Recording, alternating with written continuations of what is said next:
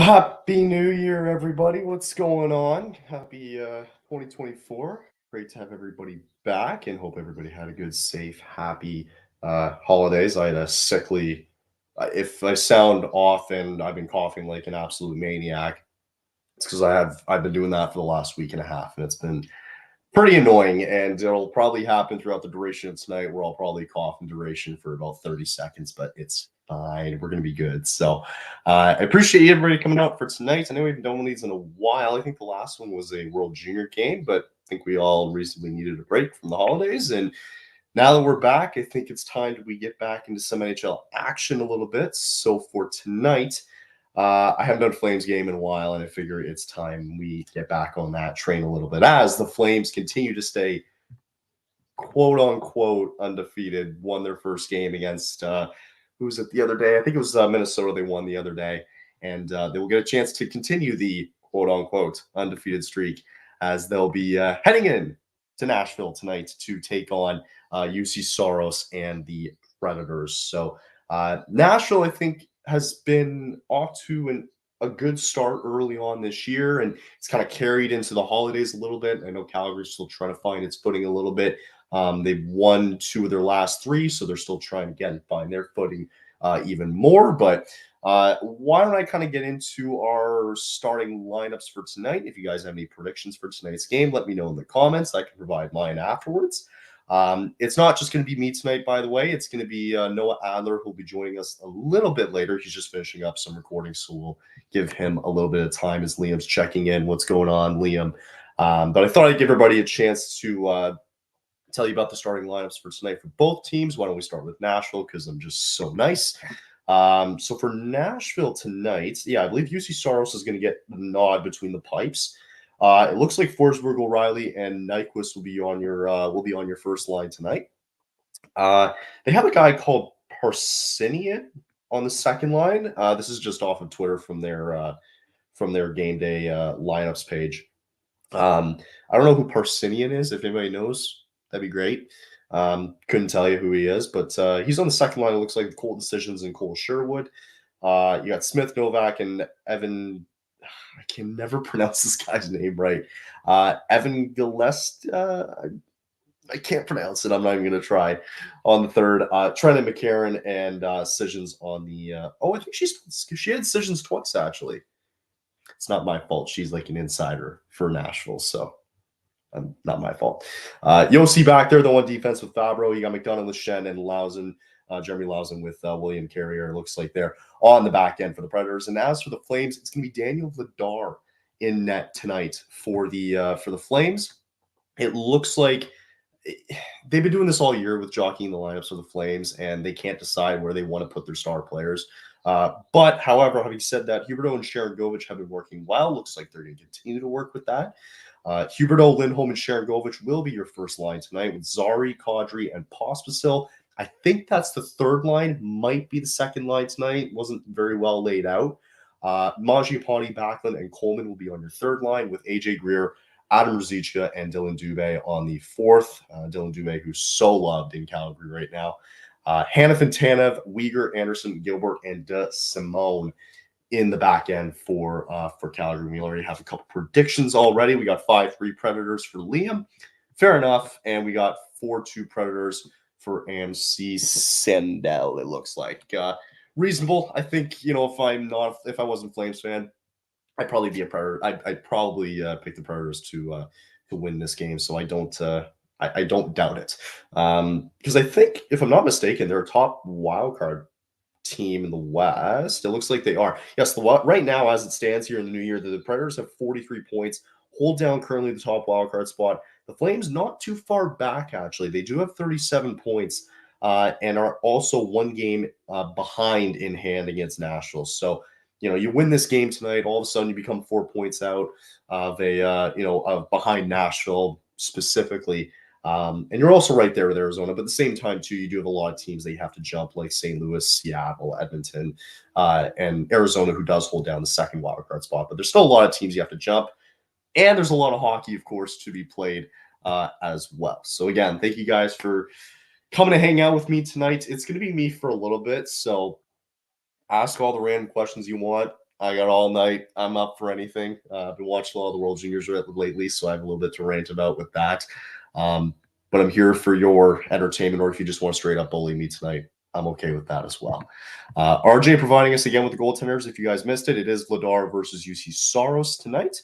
Danelle checking in, saying, what's up? Happy 2024. You as well, Danelle. I hope you guys had a good holidays, good safe holidays. Not as sick as mine, hopefully, but hope it was all well on your end too. He's going to pick the Flames top set here, 3-2, and I like your thinking. So he's got 3-2 and goes at checking in. What's going on? He's got 4-3 Predators on his end. Seems like it's going to go Predators tonight for our predictions.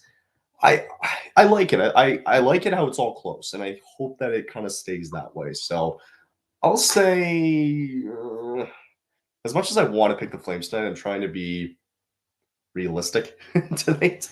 I'm gonna say I think Nashville's just. I just think they're just better, to be honest. And Flames this season have been all up and down, and it kind of shows with their 500 record. So I think it's gonna come back to bite them tonight. And I got Nashville probably winning this game. Yeah, I'll say 4-2. 4-2. I think somebody had 4-2 earlier. Yeah, I think we had MC had it earlier. So I'll agree with MC here. I think 4-2 tonight seems pretty appropriate as they are just finishing up the national anthem here tonight. Yeah, I am actually. So I'm waiting for Noah Adler. He's just finishing up recording for his Flame show right now. I'm just waiting for him. I don't know how long he's going to be honest. I know he said he's just going to be late. So we'll see what happens. But Noah will be joining us a bit later tonight, guys, as we're just about to get underway here in Nashville for the Predators and the Flames. And I don't have to wait long, actually, by the way. So without further ado, as Danelle asked the question, I got Noah trying to check in here. Goes saying go Rangers. I think they're playing tonight, aren't they? Rangers playing tonight, it looks like. Yeah, they're up 1-0 on Chicago. Never mind. I mean, I guess I could have just showed you from what RJ said. So Rangers currently up 1-0. If you guys want to know what's going on around the league, RJ's always been very nice to accompany me or in the comments here with everybody else's games. And before I do that, it looks like check in. What's going on, man?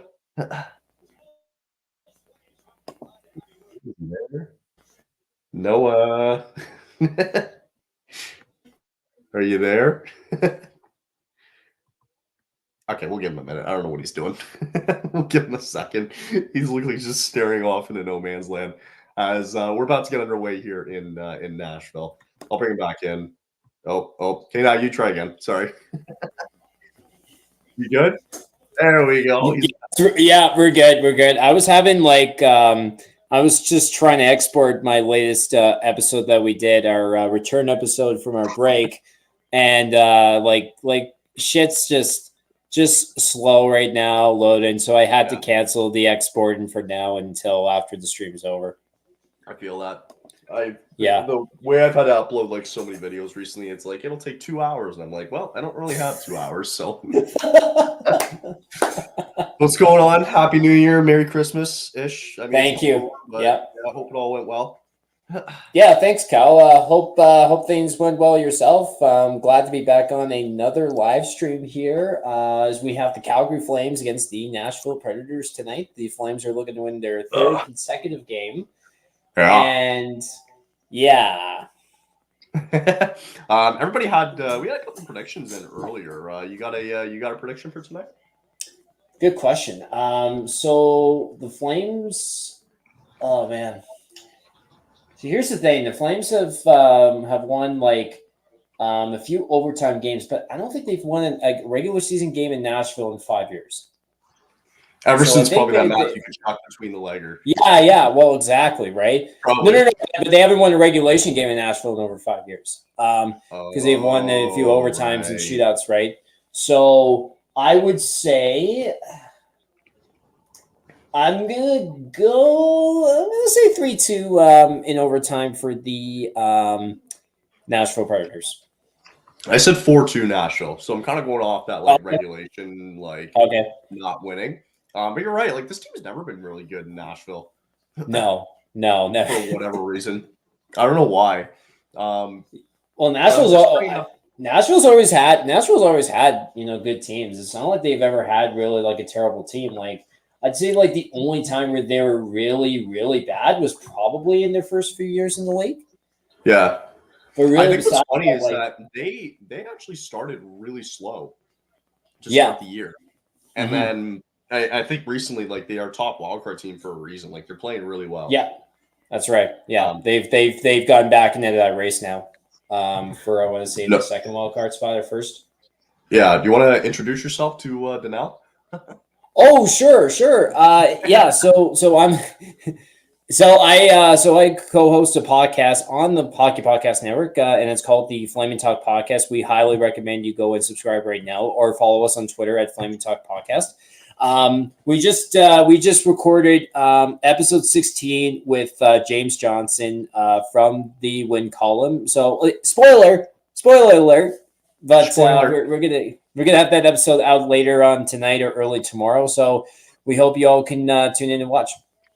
Nice, and I think you're getting some credit, some reps for your Yankees jersey. Let's see. Hey Noah, Happy New Year 2024 to you as well. Since you're wearing a Yankee jersey, is that the Nike authentic or replica? It's a replica because the authentic jersey, and I actually used it. I used a bit of a gift card I got from a buddy from the store to buy it. So that was a pretty good deal that I got on it. And the authentic with just the gray plain on the bottom that looks like a dress. Yeah, way too much money for that. No way. That's awesome. What else did you get for Christmas? Just some stuff, just some stuff that I needed, like a new water pick and even I got a shoe rack for my room, but nice. Well, come in some pretty good use. I don't know if you're if you're a guy that shaves a lot. I do. Well, except the stash. The stash is still on there. My favorite gift ever. I literally asked for like one or two things, but the main thing that if anybody's needs me to get something or for me, it's just the Costco razor blades. Oh, okay. Not bad, because that lasts me for so long. It could last me almost a year. Mm-hmm. Interesting. I love it. Yeah. So it's like playing the long game a little bit. I didn't get a whole lot. Just kind of all of us got sick. Like I've been having this coughing attack for the last week and a half now. It sucks. Yeah. But I was sick. I was sick back in November, funny enough, and it was one of the live streams we did with the Habs. I was still dealing with some shit at the time, and the episode where I got the bloody nose. Oh God, that's right. I heard it kind of went into December, and I was like, I was talking to a buddy at New Year's. We had a little New Year's get together, and he was like, "Oh yeah, it's got to be that white lung going around," and I'm like, "What are you talking about?" He's like, "Yeah, white lung," and I'm like, "What is that?" So you can seriously look it up. Apparently, it's been going around for probably about 2 months now, where it's nothing serious, but it's just like you're coughing like an old lady basically for about 2 weeks.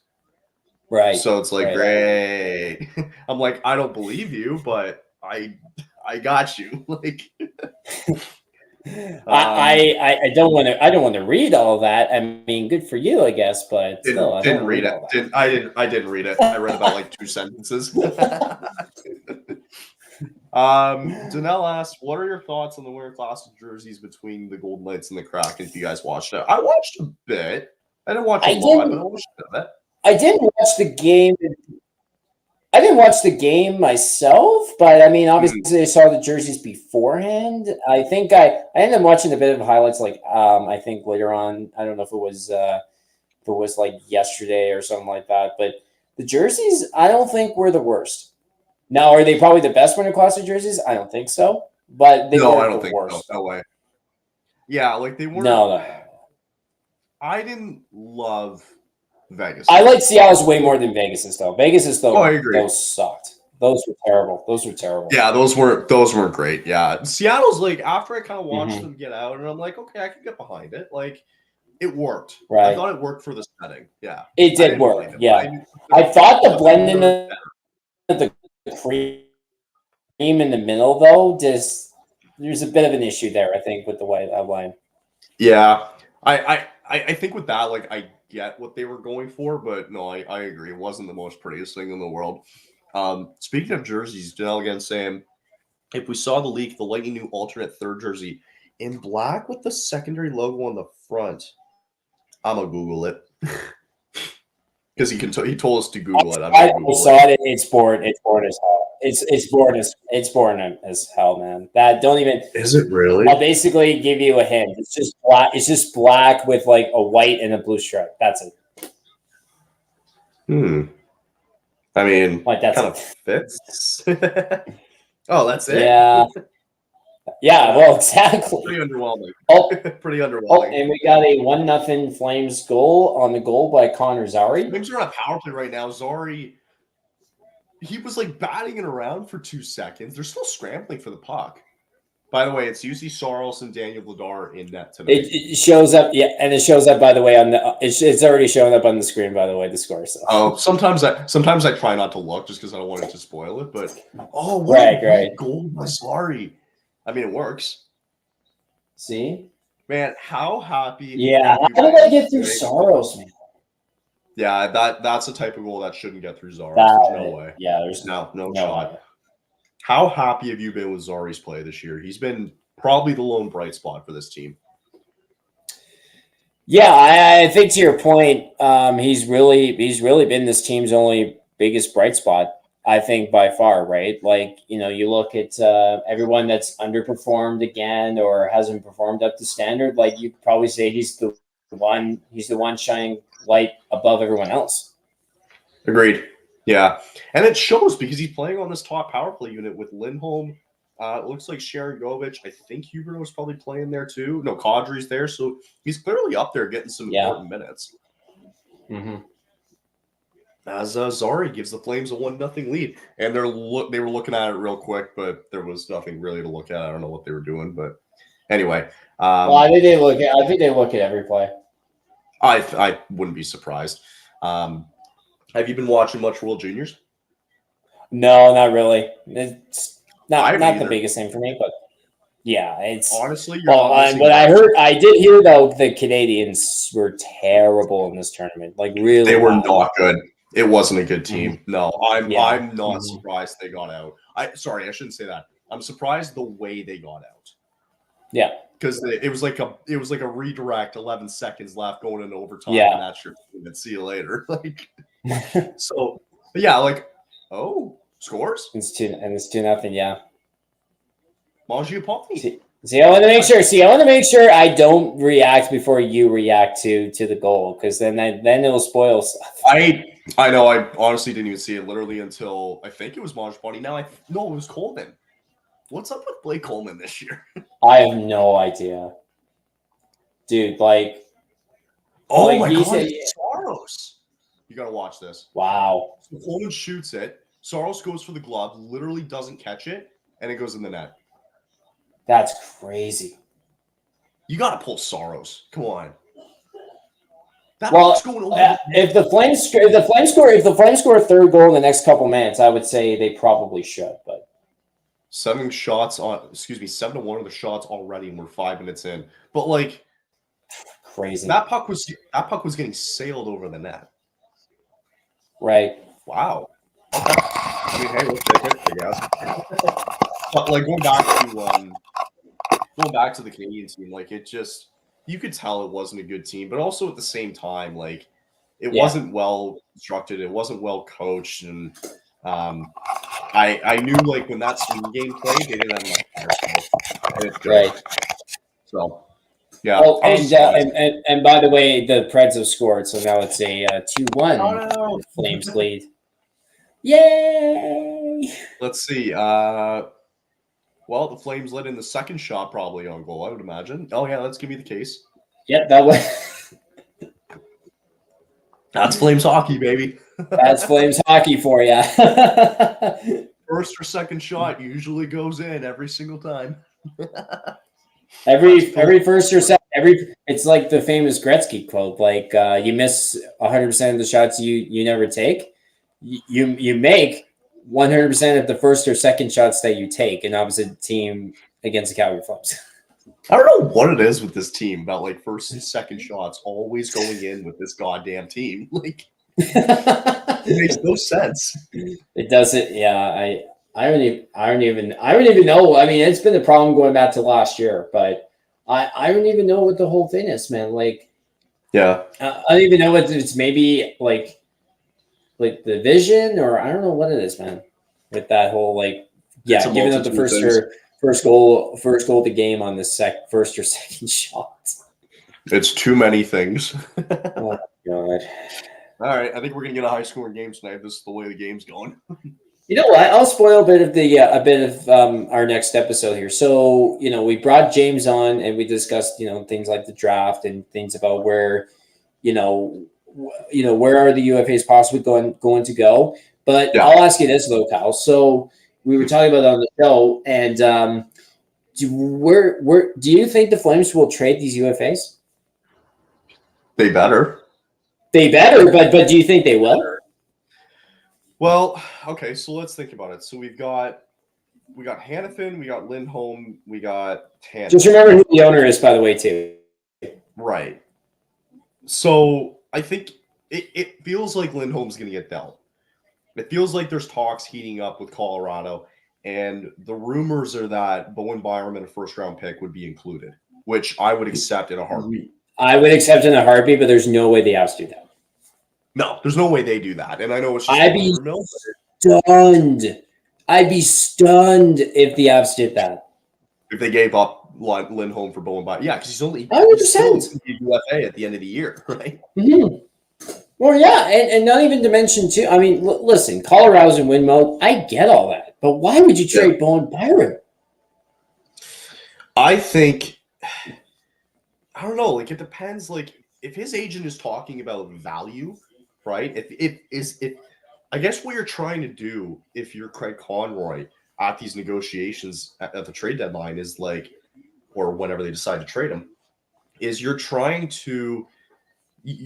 obviously been having these conversations with his agent before, and clearly his agent thinks he's a $9 million player, maybe even close to $10 million, right? So I think what Conroy is trying to do now is I now have to sell that, right, to these other guys. And it's possible Bowen Byram could go.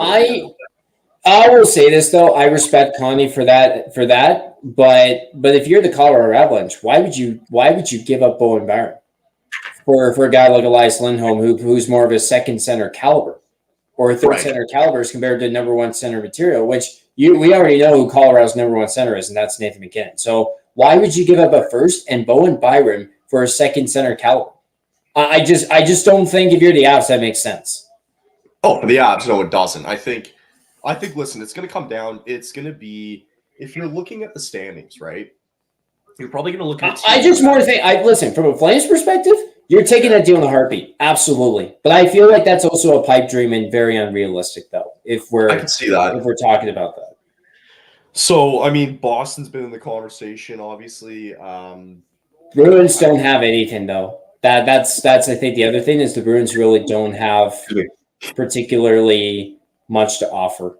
If you make a deal with Florida, I'm gonna flip this table. That's gonna be ridiculous. I don't think they will. Oh my god, dude! I wouldn't be surprised. I would be surprised if the Panthers traded for Lindholm and then Lindholm goes on to score like 50 next year with Kachuk.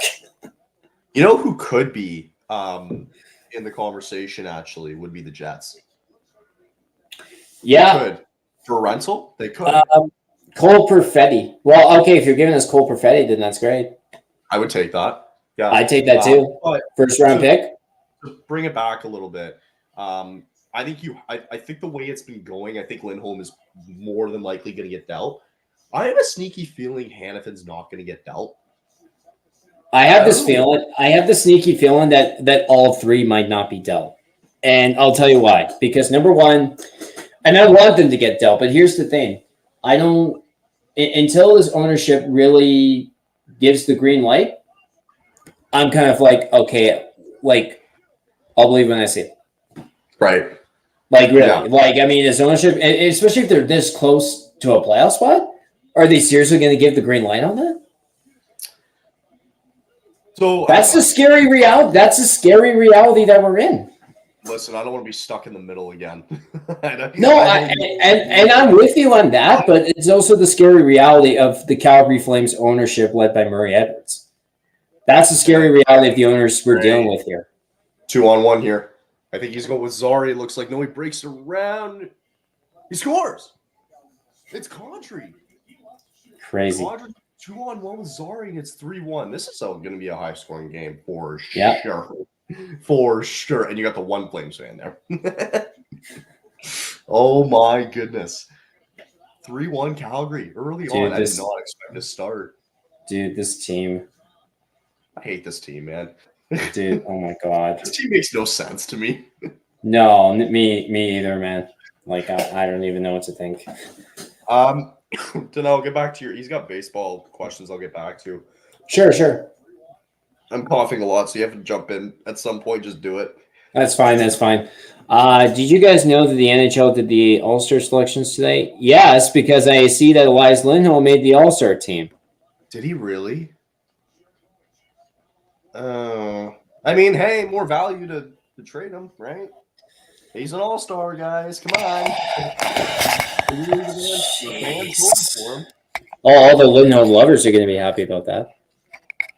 Here, I just got it now. Western All-Stars have been picked. Let's see here. So in the East, Aho, Barzell, Crosby. I'm not going to name them all. I'm just running through. Boone Jenner for the Blue Jackets. What? No. Boone Jenner. That's no. Oh my God. Travis Konecny for the Flyers. So Johnny Gaudreau. So did Johnny Gaudreau die or something? So for Washington, guess who it was? Who was it? Tom Wilson. Tom Wilson over Alex Ovechkin. I'm done. This NHL, this league does not know marketing, man. Tom Wilson. Mind you, this is the fans, though, right? This is the fans. Don't leave it up to the fans. Again, these fans don't. Okay, well, then these fans don't know shit. So then the West, you got Bedard, you got Bjorkstrand from Seattle. I can understand. Right. Yeah. What else? Robert Thomas from the Blues. I can understand. Like maybe I would pick Jordan Kyrou. I don't know. Frank Vatrano from the Anaheim Ducks. Like don't pick Zegras or anything, or so was Zegras not available then, or something, or what the hell happened? Or McTavish, or literally anybody else. And then 3 goaltenders. Wow. So the shocking one for me is probably Tom Wilson. Or so this is funny from a group chat I'm on here. Connor says, "Bro, Greer is actually so good. What the fuck?" I don't get it. Man. So actually, this was not picked by the fans. This was picked by the NHL. I don't know, execs or whoever decides to make these picks. Yeah. There still needs to be 12 players that need to be picked. 8 skaters, 4 goalies will be chosen by fan voting ending on January 11th. So the fans will vote in 12 players. But these players, though, oh my God. I think it's a gift. Like when players, if you have to think for a second, like if you're, take a player, for example, like I don't know, let's take Aho, for example, right? He's probably kicked. Aho's an all-star. Now, he's an all-star. Compared to certain other players, he's an all-star. No, for sure. I'm not saying he's not. No, I know that. Yeah. My point is that, like, so you take Aho, and he's probably thinking, like, God damn it, like, I wanted a break. I don't want to do this all-star crap. Like, I'm about to go on I know. Maybe with this team, and I don't want to do a goddamn all-star break. Like, I know it's lost its magic touch, man. Like the all-star game has really lost its magic touch. The only good all-star game in sports is Major League Baseball's all-star game. That's all I'll say. It's got meaning. It's got lots of. Well, it used to have meaning whenever either the AL or NL won who hosted Game 1 of the World Series. But yeah.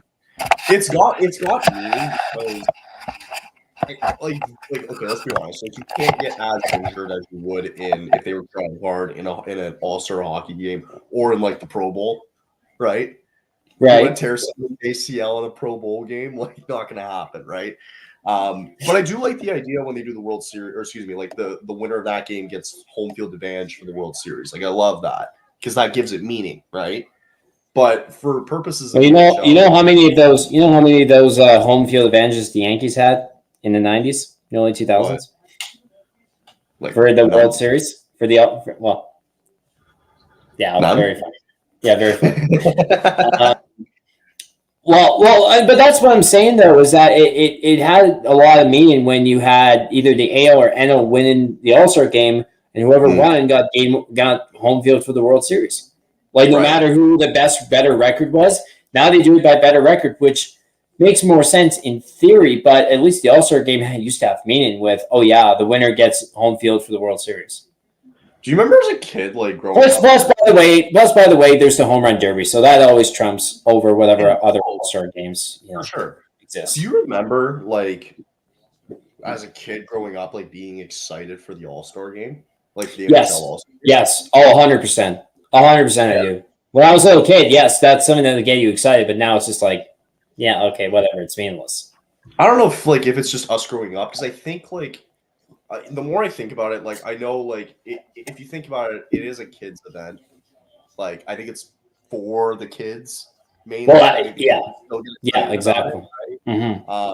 And like the skills, like they can be there, like they see the stars doing like goofy crap like all the time, right? And then, like, it's for them to see, like, oh my god, the Kachuk brothers playing together or whatever, right? Like, I think it's more driven towards the kids and maybe not us. Yeah. Mm-hmm. Yeah, I would agree with that. Yeah, for sure. We got other games going on tonight that I did want to bring up because RJ was so. Wasn't there baseball questions for me to answer? Oh yeah, true. Maybe I'll do that because You want to bring that up? I'm not a big baseball fan, but I do watch the Yankees and Mets since I am from New York, New Jersey, tri-state area, and I do have both jerseys in the Nike Authentic jerseys and road jerseys. Very nice. And also a Yankee and a Mets fan. I don't know if that works. Also, they look good in person. Yeah, I immediately am just like, oh my god, it's giving me massive headache, on the back of the jerseys. Okay. And then he actually, real quick, and I'll actually put in before I get to the games. We all want the Stadium Series jerseys to be shown already, especially for my hometown teams of the Rangers, Islanders, Devils. Don't care about the Flyers. Philly fans are the worst in sports. Well, their Eagles team's kind of doing crap right now. Well, no. So, hey, Boston sports fans say, "Hold my beer." I would argue Toronto sports fans say, "Hold my beer." They're both bad. They're both on the same level of bad. But bro, they had so I don't know if you saw last night the Ducks and the Leafs game. The Lucas Dostal, he had like 55 saves and a loss, but he was sensational, right? And the Toronto Sun, right? So the Calgary Sun, Toronto Sun. Yeah. So the Toronto Sun wrote a paper, and the title was like Leafs win against like non-named like goaltender. Like, they didn't say the guy's name, and everyone's like, "What?" Like, you didn't even say the guy's name after he. Let me guess. Let me guess who wrote that. Steve Simmons. I don't know. No idea. Okay, so let's see other games going on tonight. You got the Sabres currently up 2-0 Bruins is gonna like this. He's got the Rangers. His Rangers up 2-0 over Chicago. Oh, is that Bedard's first game in the Garden? I was just gonna say, I think it is. Yeah. Yeah. I gotta see it. I gotta see. I know it's 2-0 Rangers right now, but I gotta see how he's looking at the Garden for second. He's probably looking good. What else we got? Penguins currently up 5-3 on the Bruins right now. The Flyers are currently up 1-0 on their rival Blue Jackets in that division. Speaking Flyers, Blue Jackets rivalry? Is that really a rivalry? Yeah, it can be. Stars and Avalanche rivalry. How about that? That's big one right there. That's a big game tonight. Dallas currently up 1-0 in that one. The Canucks are currently up 1-0 in St. Louis. Dude, remember the last time we talked on the stream, or I don't know which stream it was, but you said about how the Canucks are not a wagon this year? Yeah. Yeah. You might have to take that back because they're for real, man. They're absolutely for real this year. No, they're not for real. I don't buy it. I still don't buy it. I won't buy it. I'm not buying it. I'm sticking behind it until it's over. I'm not until they win the Stanley Cup. Yeah. Yeah. See, so I don't care. I'm willing to bet that this team is not battle tested for the playoffs. I don't think so. Okay. I'm just saying when we have to live stream the Stanley Cup final in June and we've got Rangers versus Canucks, then how many times have we seen a 1 seed get to the Stanley Cup final? Not very often. Right. That's what I know. I understand that, but I'm just saying is that if they're, I don't know. I mean, I have a feeling this is going to be the year we see 1 seed versus 1 seed. Speaking of which, the season's been crazy. Like everything has been flipped. All the top teams last season are getting killed this season. The bottom teams are making their moves.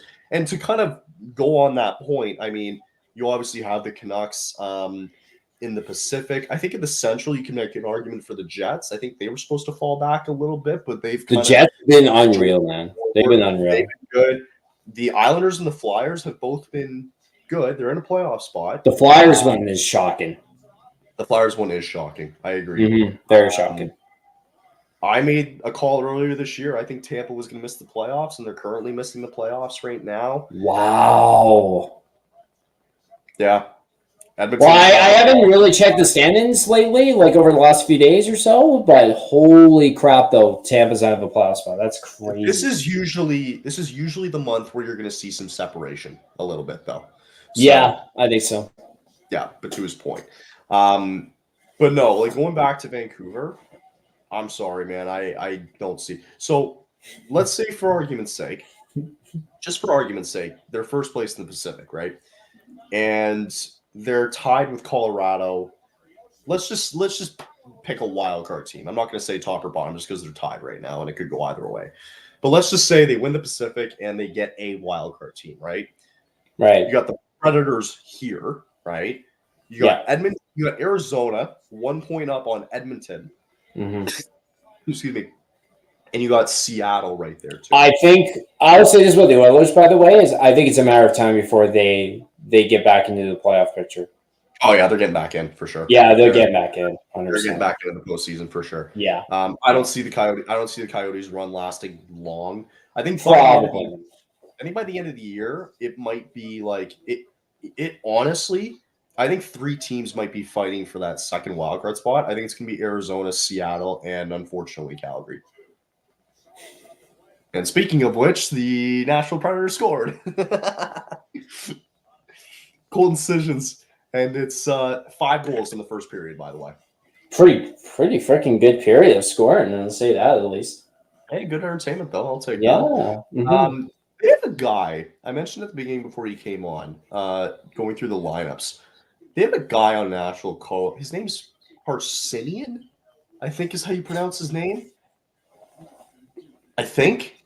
I don't know who he is. He looked like he was playing for their second line center, and I have no idea who he is. And funny timing is Connor checking in even before comments. I knew what Kyle was talking about. I guess we'll have to prove it to you. Go ahead, prove it to me. But so no. To finish my point with that, before I go on another coughing attack, the regular season and the playoffs are completely 2 different animals, right? Yeah. How many times have we sat there? We all sat here last year, right? When the Bruins had the best regular season record and they lost in the first round, right? Mm-hmm. Because they got bum rushed by Florida because they pushed them around. They bullied them in their last 4 in a row or whatever it was, right? Right. This Canucks team is one-on-one. I am not doubting that person, like Miller, Besser, these guys are getting their accolades and they deserve it. Quinn Hughes should win the Norris this year, by far. I think Norris should win. Hughes should win the Norris this year, by far. And Demko might be in the conversation for Vezina, possibly. By the way, I had to turn on my phone flashlight here because I was seeing the camera there and I was like, I don't like the lighting that's happening here with the full screen. Yeah. So That's okay. but anyway, no, you know what? I think for me it's more. I really love their high end guys, right? So to that point, I think their high end guys can outscore a lot of the problems that they have on that team, and that's why they've been pretty successful. So, and you cannot forget they have a number one goalie in Patrick Demko. That's a big factor. That's a big factor for me, in my opinion. It is a big factor, and and it's good that he's had. If you forgot that the Canucks actually have had playoff experience before in the bubble, right? Yeah, so, I honestly just try to wipe that completely away from my memory. That whole thing. Right. But just looking at their stats, okay, you got Besser he's got 39 points. Outside of Besser, Pettersson, Hughes, and Miller, you got 4 guys, right? You have 4 guys, and outside of that, your next guy, Hronek, right, he's got 29 points, and the rest are like 20, 17, 16. So come playoff time, right? If your guys get cold, right, they can get cold for a game or two. I'm not saying that they're gonna be good, obviously, in the playoffs. But if you have to find a goal, who are you gonna get it from down this list here? Okay, Kuzmenko maybe 1. I don't know. I don't think this team's deep enough. Zadorov's played what? Again, when they got Zadorov, he's played 34 games total this season. I'd also say Rick Tocchet's coaching, I think, is a big factor. Right? Here's why I say that when it comes to the playoffs is because I think his style of coaching is a style of coaching that's built for playoff type hockey, and that's why I truly believe that it's not that it will carry over. I'm not saying they'll go all the way to the final, but what I'm saying is that they'll probably. I wouldn't be surprised if they won a round or 2. I really wouldn't be. Like, this is a good team. This is a great, really good team. I think they can win a round. I think they can. If they go up against Arizona in the first round, they're gonna crush it. It's over. I'll completely give you that. I got you, right? Yeah. If you go up against Edmonton though, and they add at the deadline, I know. I mean, the Canucks swept that season series though. You're gonna win 5 in a row. So okay, what? So 4, by the way. But anyway, yeah. I mean, I don't know, man. Okay. Well, let's talk about this for a second. So, who would be? Oh, here's Connor Cahill. Here's what I think, Kyle. If we win the Pacific, we won't be as complacent as Boston. We're nothing like them. They expect too much in themselves. We still have some weaknesses. Well, that's fair, and that's actually a very fair point to bring up there. This team has to add at the deadline, or they're not going anywhere. They'll be dead in the water. Yeah, I don't disagree. with that at all. I think they will have to add some. They know they will not. They know they have to. They will not. If they get through the first round, which I think is very possible, they ain't getting through Vegas. No way they get through Vegas. No way they get through Vegas. Does Vegas beat Colorado though? If both teams get to the conference final, because I wouldn't also doubt the Avs either. If you think it's Vegas and Colorado in the Western Final, I think Vegas is still deeper this year. I don't know. It could go either way, but I don't know. I think it'll go 7. Okay, so then who wins this? So at this point in the season, then who wins the Stanley Cup, and who's your finals matchup? Well, it wasn't. Well, I mean, so it's funny because I had Edmonton in the final this year. I had, I think I had like, from what I remember at the beginning of the year, I think I had like Boston and Edmonton in the final. So Boston, really? Yeah, I don't know why. Wow. But looking at it, I mean, hey, the Bruins are a good team. No denying it's there, but I just excuse me. Interesting.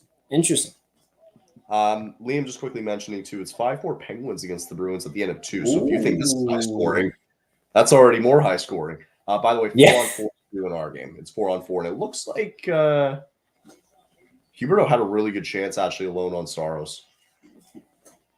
Oh, he just got a pad. Good save. Okay, but to answer your question real quick, I See, I don't like answering this question before the deadline because I want to see what guys add, and then I get like a clearer picture, right? Right. Right now, Do you think? Let me ask you this: so, if Chris Tanev gets traded, do you think he gets traded to the Leafs or back to Vancouver? I think Calgary's done their business with Vancouver. I think they're done with that. I think they're going to move on from that. Unless there's like a spectacular deal that they don't turn down, then they would do that. So I think he goes back to Toronto. I think Toronto's well, exactly. I think if he goes, it'll probably be to Toronto. I think Toronto kind of needs it right now, right?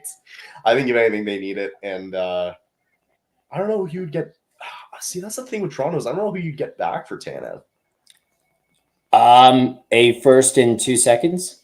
Yeah. You think you get a first from Chris Tanev? If anyone's willing to overpay for a defenseman like that, it's Brad Treliving. Bro, if the Leafs get bounced in the first round too, that'd be a bonus. That'd be great. That'd be hilarious. Okay, but to answer your question, I'm gonna say, either way, I think it's gonna be. I'm looking at 3 teams right now. I think it's Rangers, Boston, and Florida right now.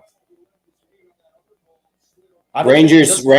I got Rangers winning the cup at this point in the season. Okay.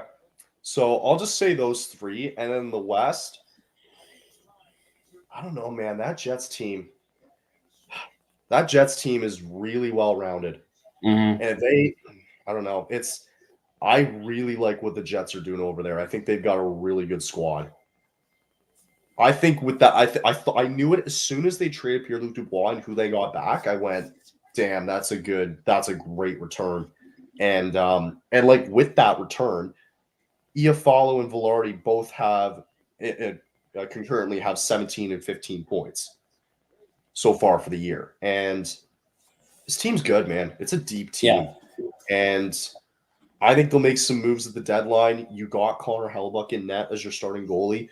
They might shore up the defense a little bit. I would not be surprised if the Jets surprise some people. Right. I like Winnipeg. I don't know why. They're speaking to me a little bit.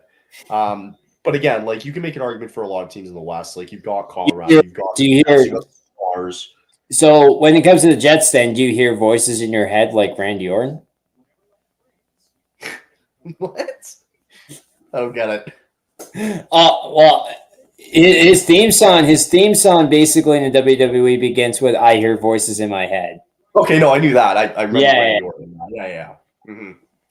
I got you. But to finish up the question, yeah, I would say you can look at a couple of teams. I would say Colorado, Winnipeg, Dallas, Vegas, and if I'm throwing like a dark horse in there, why not Nashville? I don't know. What if they add at the deadline? You got a good starting goaltender. You got Roman Josi back there. You got a sniper there up front. You might be okay. You see the eyeballs there? There? That's a hot take right there. The Nashville Predators in that possibility. Why not? I don't know. That's not a bad pick. It's not a bad pick. It's not a bad pick at all. Also, we missed a goal, by the way. Yes, we did. It was Rasmus Anderson. Rasmus Anderson scores. That's 6 goals in the first period. 4 goals for the Flames. Did they pull Saros? I don't know. Did they? I was going to say, we should probably be focusing on what's happening here. And someone in my group chat writes, what a good time to trade Anderson. What a good time. Connor's got the Rangers winners for now. MC's got the Canucks to make it into the finals with conference finals. You're smoking something. Says the guy with a Canucks logo. Sorry, I can't. I can't count the amount of times we're at intermission now. We'll take a break in a minute, but I just wanted to finish up my point. I'll let you get your thought in too. Sure. While we're just finishing up on the Canucks. Every year, why does it always feel like that there's a team that's just like that surprises everybody, or that's like first place and everyone's like, that's the team. They have to win. Dude, there's 7 other teams in your conference too that you don't have to go through all 7, but you know what I mean? Like there's lots of variety. Nobody expected Florida to go on a run. Right. And look at them now. So I there's no way that look, I will bet my house. I'll bet my parents' house that if the Canucks make the final, I'll bet my parents' house. There's no way. Sorry. You know how pissed your parents are going to be when Vancouver does make the final. Oh, double or nothing. We'll split the house in two. Oh man. Finish up some comments though here too, as I just want the Canucks and Stars in the Western Final. Those games are 50-50 all the time. Low key, that's my Western Conference Final prediction as of right now is Canucks and Stars.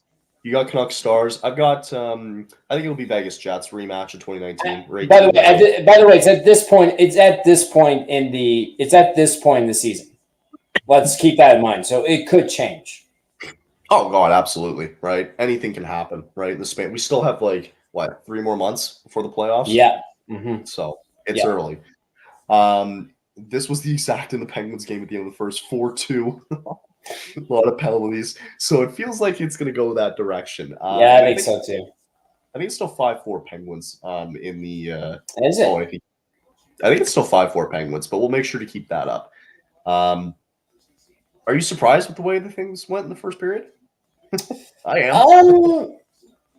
I don't. Well, when it comes to how many goals were scored, absolutely. I wasn't expecting a 6-goal, first period there from either side. I wasn't expecting 4 goals from the Flames on UC Soros. No, that's even a bigger shock. So why don't we take a very short break? We'll come back, and I think we have to get back to talking about either the game or this team, because that's why we're here. Okay, so but it's a hockey podcast network, Kyle. We can talk hockey. We're watching Flames Predators or ranting about the Canucks for the first 25 minutes. Are you guys really Flames fans? Yeah, I know, literally. Let's take a very quick break and we'll be right back.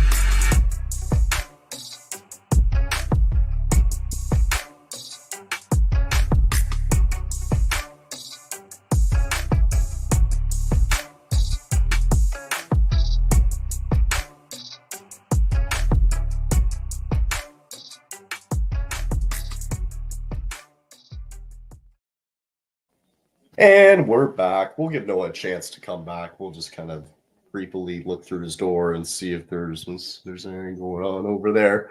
We'll give him a minute to come back, though, as we had an entertaining first period as the Flames all of a sudden jumped up to an early lead and just kept building on it, and they haven't looked back since. They led in 2, unfortunately, but I wanted to show you kind of what happened here in the first period. It's 4-2, though.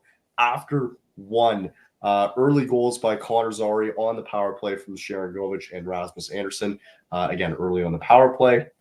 Blake Coleman got a weird one off of Soros' glove with assisted by Backlund. That made it 2-0. Forsberg right back the other way. Just got a rebound in front. Made it 2-1 for the Flames. Cut the lead a little bit. Kadri goes back the other way on a 2-1. That makes it 3-1. Sessions cut it again until it was Rasmus Andersson, again assisted by Connor Zary, who's already got 2 points tonight. as the Flames currently lead 4-2 as we are currently in the break for the first intermission. And while we're in a break, we'll take that away for a minute. Let's go over and see what else is happening around the league. We got Buffalo currently up 2-1 at the end of 2. We got the Rangers, who were up, I think, 2-0 at one point. That lead's now been cut to 2-1. No. I'll give Noah a chance to come back. He's just talking with people. 2-1 for Chicago. 2-1 for the Rangers after 2 in that one. We talked about it before the break. It is 5-4 Pittsburgh after 2 periods play over in Boston, I believe. And then Philly currently up 1-0 against Columbus at the end of the second. And it looks like, what else? Avalanche looked like they tied that one there at the end of 1. Colorado in a big matchup in terms of standings between the Stars and the Avalanche. They're currently tied at 1 in that one.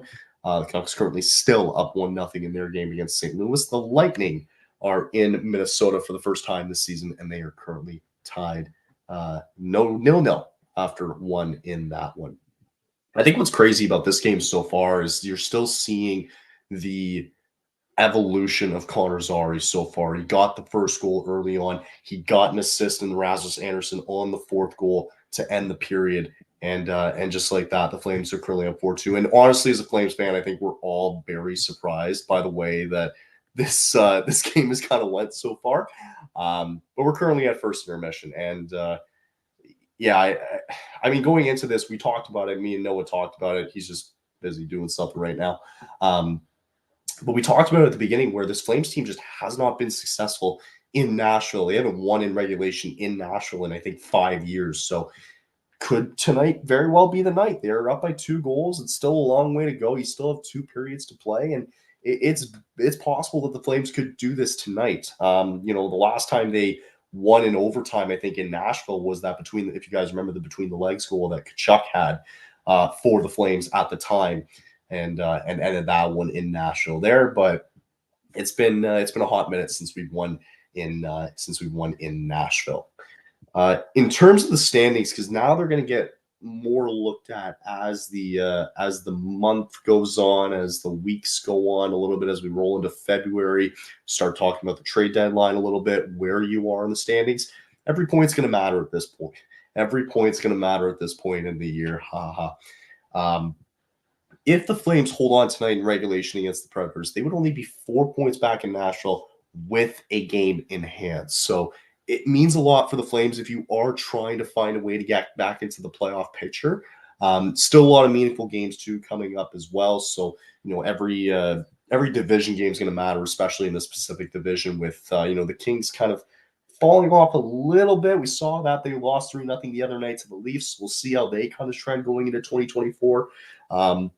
And we'll see how those wild cards kind of jockey out at the end of the day too as well. So Angus checking in though, saying what's going on. Good to see you again, Angus. Hope you had a good holidays. Hope you had a good New Year. And again, we do have Noah with us. He's just kind of off. He's just dealing with something at the moment, so we'll just kind of give him a chance. But again, if you guys have any questions or anything like that, let me know in the chat. I'd be happy to answer them. We're just kind of currently waiting for the start of the second period. And I might look because I want to know if they pulled. They've got to have pulled Saros at this point because I think everybody was surprised. I think what was more surprising was on the second goal, he was going for a glove save and it just tipped off his glove and just fell right into the net. And I think it shocked a lot of people. So I'd be surprised if Saros is starting the second period. I think you have to switch it up for Lankinen might be his name, ? I don't know. I'm honestly surprised though that Saros has been playing this bad. It should not be 4-2 right now. It's been ugly, but Nashville's not out of this whatsoever. Speaking of which, about the standings, and I did mention the Kings. They're not far out of reach either. And I think again, like these divisional games are going to be very important going forward. And for anybody who is a Flames fan out there, it's a good schedule coming up. The Flames are currently back-to-back winners as of late. They won their first game of 2024 the other day in Minnesota, and then they won at home to the Flyers before. They're on a very short road trip. They head to Philadelphia on Saturday for a game against the Flyers, and then they're in Chicago to take on Connor Bedard, I think for the first time this year, if I'm not mistaken. So the Flames will get a visit against Bedard on Sunday. So they play back-to-back, Saturday and Sunday before they head home to play the Senators. But just kind of looking at the next 6 games, you got Flyers, Blackhawks, Senators, Coyotes twice. You got Golden Knights, Leafs, and then a big game on the 20th at home against the Oilers. So a lot of points on the line, a lot of meaningful games still to be played, and curious to see the direction where this team is and kind of where they're at by the time the trade deadline comes. And again, as we always point out with this Flames team, ideally we want this team to be that bottom 10 team, right, Noah? Yes, that is correct, my man. We want this team to be bad, and we want this team to tank, and that's it. Yeah. And currently they're the 9th worst team in the league, so that's good. That's good. We like it. You know what? Here's the problem, though. They're way too closer to the middle than they are to the bottom. It's true. I agree. It's sad reality. Yeah, and I mean, what's funny, it's true because the teams who are really bad are showing like they're really bad. Like the Blackhawks are still the worst team in the league, which is not worse than San Jose though. Oh, true. Yeah, true. San Jose is pretty bad, but like, so if you go even like, that's the thing I want to say though too is what the fuck are the Sharks doing? I don't know, man. Like, what are they doing, man? Like, it's like, they're like, oh, yeah, we're a terrible team, but yet we don't want to rebuild. Like, what are you doing? Yeah. Like, trade these guys. Trade Thomas Hertl. Like, what are we waiting for here? Are they waiting for Macklin Celebrini to save the day? Like, he didn't even do that well at the World Juniors. I think he did fine. He's still going to be a high-end good player.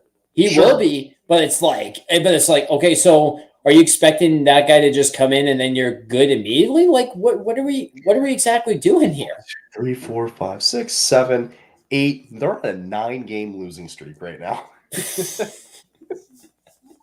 Oh my god, dude! For a Calgary Flames standpoint, I would really love a 9-game losing streak. They get the Jets, Leafs back to back. And then it gets a little easier with the Canadiens, Sens, Blackhawks, and a bunch down the road there. But by the way, can I just say this for a second? Isn't it cool to see Mark Savard's back in the Flames organization? Oh, I'm so happy to have him. He looks so good on the bench, man.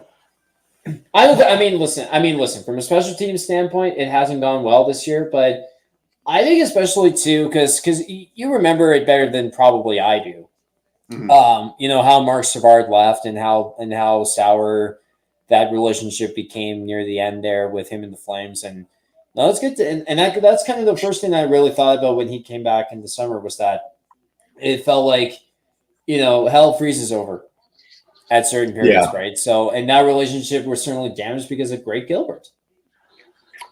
Yeah, I know. And but you're right. Like I am happy. But just looking at him the way like he presents himself, it fits so right, and I'm just glad he's back with this organization. It's good to have him back. Could have been Jerome McGinley's number 1 center. That's right. Coulda, shoulda, woulda. Yeah, and you traded him for Ruslan Zanulin, who never played a single game in the NHL.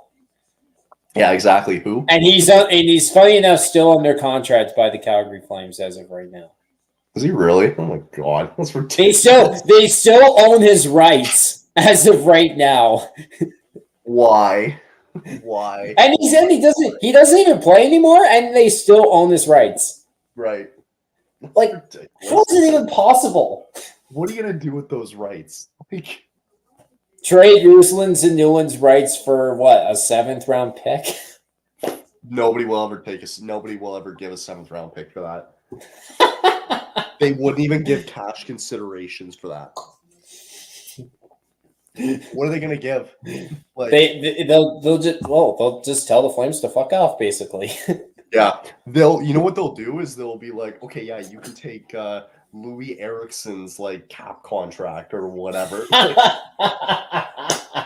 That's what it's gonna be. It's gonna be something ridiculous. Let's actually see here. I just want to have a quick peek for a second here. Because I saw that a while back. That Ruslan Zanulin was still, his rights were still with the Flames technically. So weird shit like that, right? And I was just like, why? Like, why is that still a thing? I bet you they'll trade with the Islanders for like Rick DiPietro, like however much they still have to spend on Rick DiPietro. Oh my god! They'll think Rick DiPietro is still playing. Do you think that deal is done? It's got to be. Let's see. Yeah. So Ruslan Zanulin, as of right now, is on the reserve list. Oh my god! This is absolutely no joke. Like, look at this. Oh my god! Like, what are you doing? This is so weird. No, but there's no known NHL contract details. That's so stupid. so bad. He signed. God. I'm just looking at DiPietro. He signed a 15-year deal back on September 12th, 2006. This contract was bought. It was bought out in 2013. Okay. While they still had 9 more years. Oh my so god. It just ended. It just ended. Excuse me. In 2021 it ended. That's crazy. And every year they had to pay $4.5 million against the cap. Do you know that the Mets still have to pay Bobby Manila? Oh my lord. I forgot about that. Until the year 2029. What we didn't mention is Oliver Shillington is back with the Calgary Wranglers. Yes. He's back with the organization, and like I don't know about you, I'll get your thoughts. I'm so happy with the way this team just treated the whole process.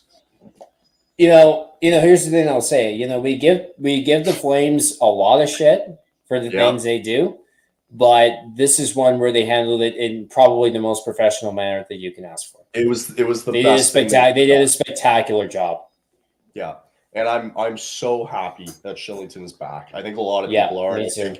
And I think he's playing with the Wranglers right now on a conditioning stint, and I think he's probably going to find his footing, and I think he'll find a way to get back into the starting roster because I think they want him back, and I think he deserves to get back up. Yeah, I can't wait for that home game when he plays.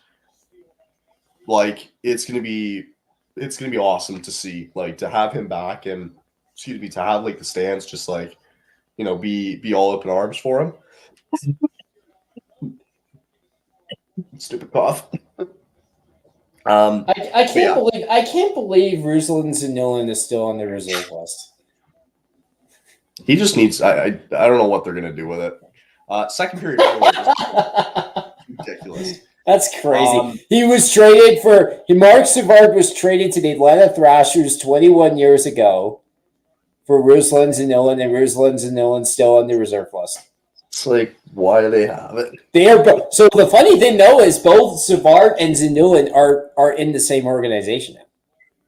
Oh, okay. That's the funny thing. That's the funny thing about it. But it's like, what are you gonna do with that? Like, that's crazy, dude. Are they waiting for him to lace him up in case they get 20 injuries? Until they no. Until they get into a big brawl with a team, and then 10 guys get suspended, and you can't even bring up 10 guys from the American League. So they're like, "Hey, reserve guys who haven't played in 20 years, come on up. We need you." 5-5, by the way, in Penguins and Bruins game. Also, tomorrow is medal day at the World Juniors. It's going to be Czechia and Finland in the bronze medal game, while the gold medal game is going to be a juicy one. It's going to be Sweden taking on the U.S. Any early predictions for that one? Let's see. For the Czech and Finn game. See, here's the thing. I haven't been watching the World Juniors. But I will take a shot at the predictions regardless. Sure. I will say I'll go with Czechia 4-2. I like Czechia in that game too. I think Czechia has been great this tournament. And I really think the States are going to beat the Swedes by a score of 4-1. I hope the States stop Sweden. I really do. Sweden does not deserve to be in this final. Let me tell you why. The U.S. were considered the favorites. Yeah, and I think they should win this game.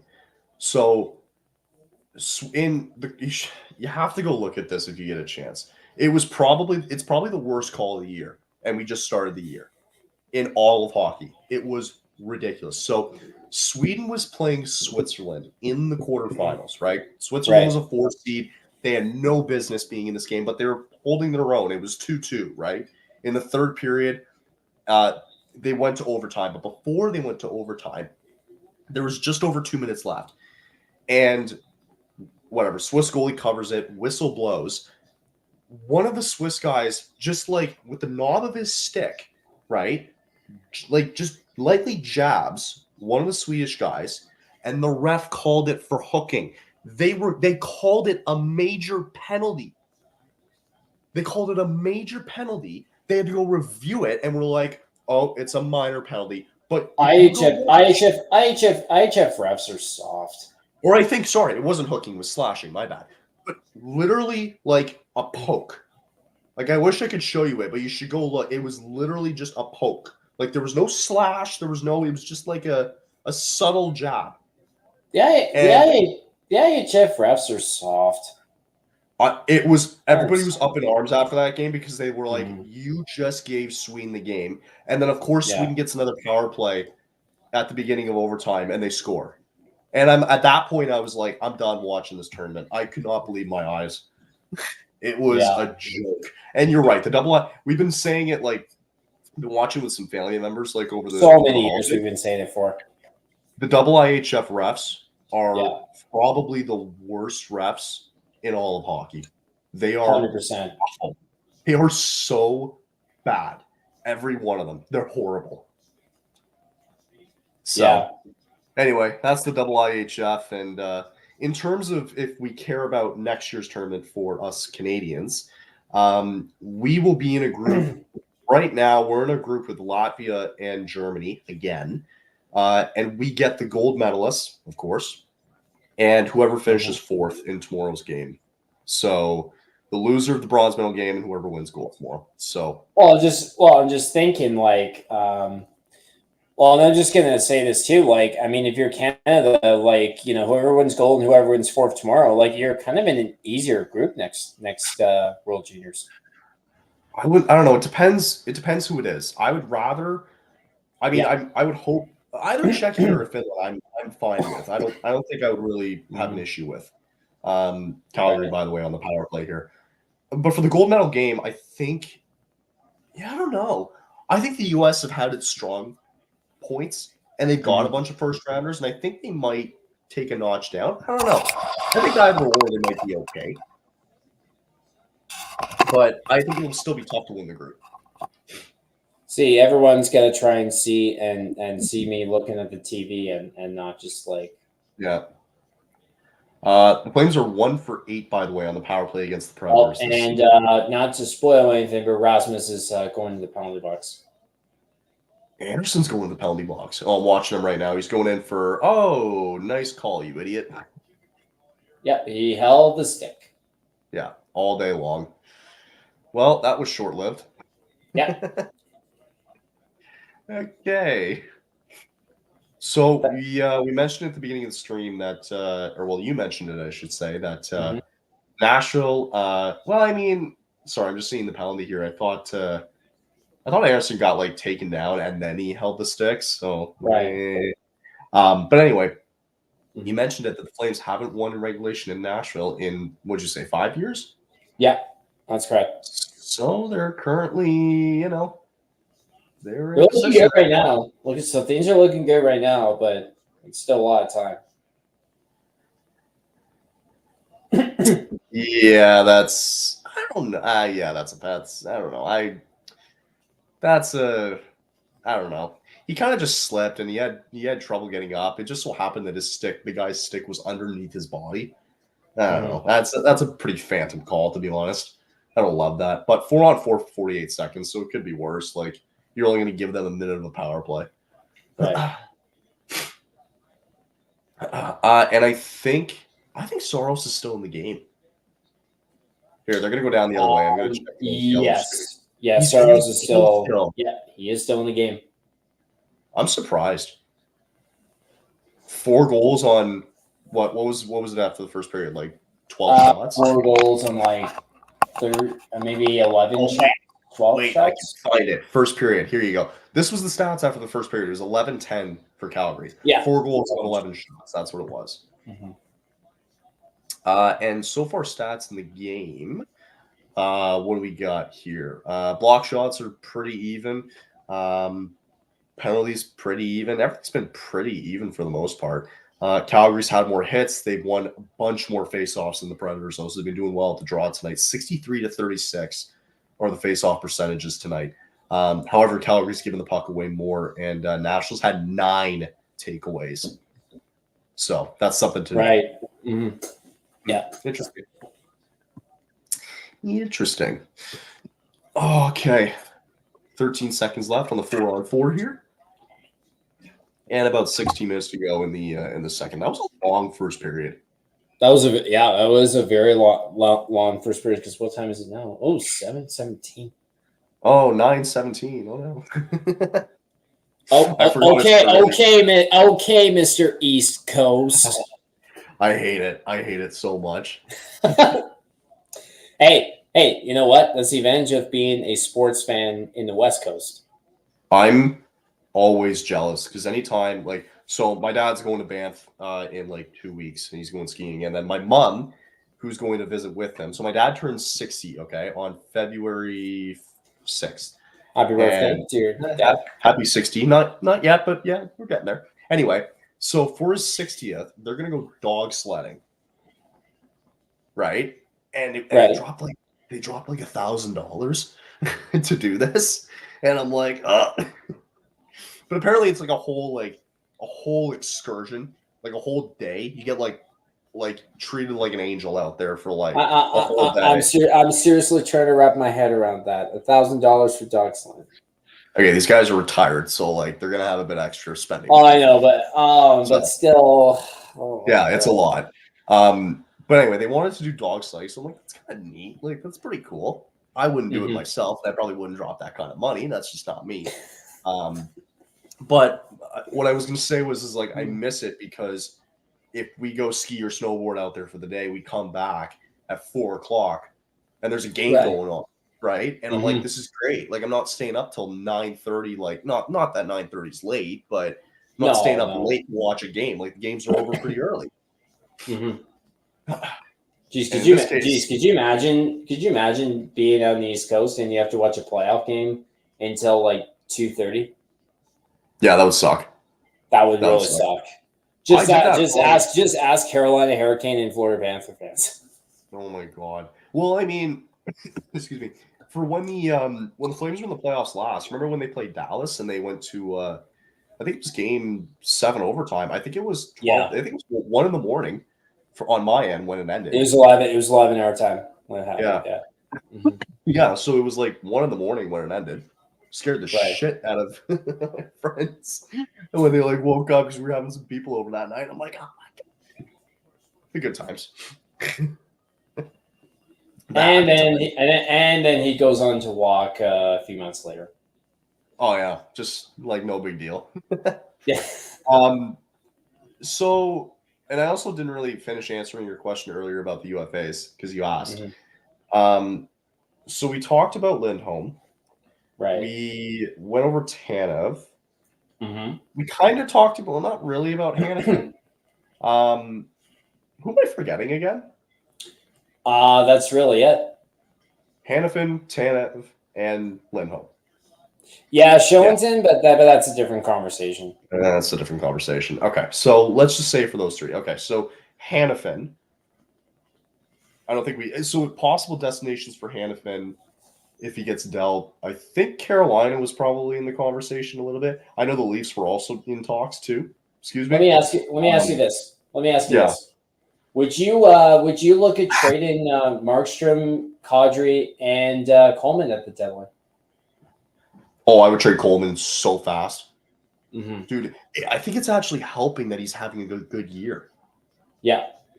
Right? Because now his contract's like doable, right? It's valuable. It's value. There's a very high value on that deal. Yeah, if Coleman's having a good year, it's like, I'll take that. Yeah.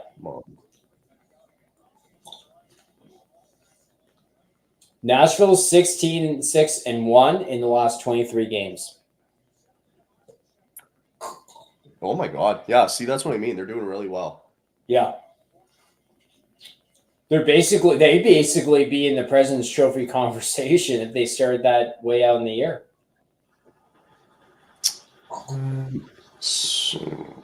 Okay, I'll do that. Sorry, say that again, what their record was?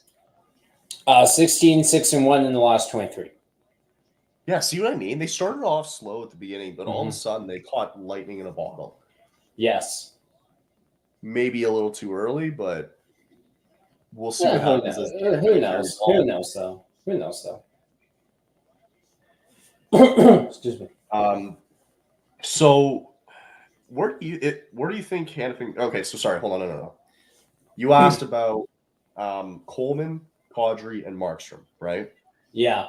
Kadri won't get dealt. There's no way on this planet he gets dealt. You don't think there'd be a team out there that's a playoff contender who wouldn't say, we could take that on? I don't think they want 7 years of Kadri. It'd be 5 after this year, but I do see. Okay. Oh, sorry. So 5, yeah, but no, they probably wouldn't want a long-term deal with Kadri right now. No way. Markstrom, though, I think is getting more interesting, and it really depends where this team's at come closer to trade deadline. Because that's why I'm more fearful that they're not going to trade any of those guys, because they're going to be too close to a playoff spot to the point where ownership's going to say no. Right. Because you look at the teams, simple fear that we live in. But yeah. If you look at the teams that need goaltending, right? The list goes on. It's the Devils. It's the Leafs more than anybody. It's the Leafs, right? It's the Carolina Hurricanes. It's the Hurricanes for sure. Who else? Who else needs a goaltender? Let's take a look. Well, let's see the Oilers. Yeah, I'd like to avoid that, but sure. Okay, I'll give you that. I don't know. Well, I don't know. Vegas, I don't think needs a goaltender, to be honest. Not really. Not really. No, and they would never go for that in the first place. No, it's a pretty good list. I mean, Philly's okay right now. Washington's fine right now, and then the list just goes on. So let's just say, for argument's sake, it's 3 teams, right? You got Leafs, Devils, and Hurricanes. I would be calling Brad Treliving about Markstrom so quick. I'd be calling Brad Treliving about both Chris Tanev and Jacob Markstrom. Oh, for sure. I totally both. would. You trade both to Toronto. Markstrom needs to become available. He needs to be. Yes. Yeah. 100%. Yeah, I think I think for Flames fans too, like we've known this for a while. He's ran his course here. Let's be honest. It's over. It's over. It's been over for a while, and I don't know why Conroy's trying to keep pushing this. Just trying to push the life out of whatever is left in this team, which is nothing, right? So you got to get. It's not really. I wouldn't say it's conning necessarily. I would say, I'm going to come back to this, man. But it's ownership, man. It's ownership too. Yeah. It's not management. It's ownership. Let's not forget. Yeah, but also too, you don't have to trade these guys at the deadline. Don't forget, right? If you have to wait until January or July 1st to, deal. You're talking more when it comes to guys like Markstrom, Coleman, and Kadri. Correct. Yeah. For the guys who are UFAs, yes, you want to that them, makes right? sense. For that, you don't have to trade Markstrom right away. You don't.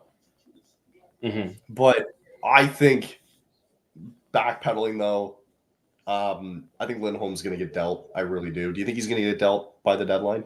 Yes. Well, Yeah. I mean, listen. I said it in the beginning of this live stream. I said, I'll believe it when I see it, and I'm going to say it again. I'll believe it when I see it. True. It's And you're exactly right. It does come back to ownership, though, like you said, right? Yep. Yeah, Lindholm for me needs to go. He's got to go. I think his value's too high. There was rumors about the How the other fuck is he day. making the All-Star team? Like, how is it even possible? Because Calgary's got nobody else. They've got. If you want to talk about marketing the game better, they've got Jacob Markstrom, they've got Kadri, they've got. Yeah, why not throw in? Why not do? If you want to be a good marketing genius, why not throw in Jonathan Huberdeau for the love of crap? If anything, if Connor Bedard's going to the All-Star game, Connor Zary should have gone. I don't disagree with that. Right? I really don't disagree with that at all. So, and I want to look at. I love looking at the Flames player stats this year because Zary in 27 games has 17 points.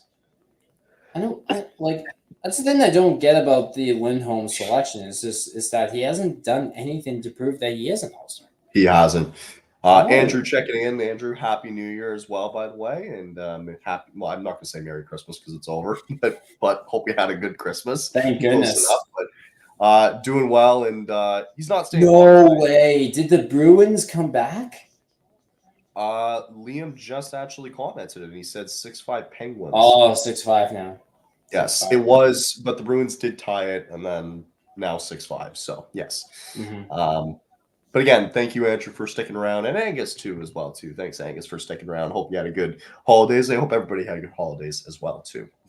Would you believe that Blake Coleman is our highest points getter for the Flames on this team? That is sad facts about the organization. The fact that Blake Coleman leads this team in points says everything that you need to know about this team. Yeah. Mm-hmm. Padre at 26, Lindholm at 24. Sharon Govich has been another bright spot, though. I am so happy he's playing well. And I think we knew he'd play well, right? Right. He's got 23. So he's got 23 points. And I'm so happy he's playing well. Uyghur's having a good season, too. Don't forget. He's got 22 points as well on his end. Mangiapane, 21. Pretty good. Not bad. Anderson with 19. Backlund with 19. Huberdeau at 17. Mm-hmm. Bastard. AJ Greer, the guy we picked up from waivers. Yeah, dude. Yeah, Jonathan Huberdeau is basically like stealing $10.5 million from this organization per year. I think he came back to ownership too for that one. Yeah. Mm-hmm. Yeah. 100%. I can't believe it. I still can't believe. I'll never stop not believing it. And Andrew, I think we're all normally stressed anytime we will. I mean, not anymore with this team. I'm never stressed about this team. It's an dude. It's a thing called acceptance. Exactly. Coda checking in. What's going on, Coda? Fortunately, we're Flames fans feeling it, but you know, we want this team to lose. It's not going our way right now. And to reiterate, by the way, too, it is still 6-5 for Pittsburgh, by the way, in the third period. So just letting you know. But like, do you think there'll ever come a point where they can finally trade his contract, or they're going to buy him out? Man, easier said than done. So did his new deal kick in this year? Yes, that is correct. So you got 8 years starting this year. Okay. Mm-hmm. How, if we get 4 years into this and we have to buy him out or we do something with his contract, right? I can live with that.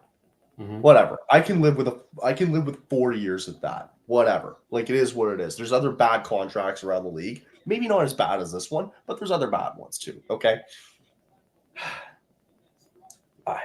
I just really hope, and I think for everybody's sake, I hope the salary cap continues to go up.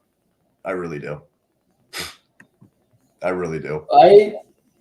I wouldn't even get my hopes up high that, laying on the salary cap going up is going to make that contract even more justifiable. I just don't think that's the right attitude to have. It never will. No, it never will. Let's look at what his buyout stuff would be right now. Also, Coder just asked winning tonight. I actually had the Flames winning, I had the Predators winning 4-2. Yeah, me too.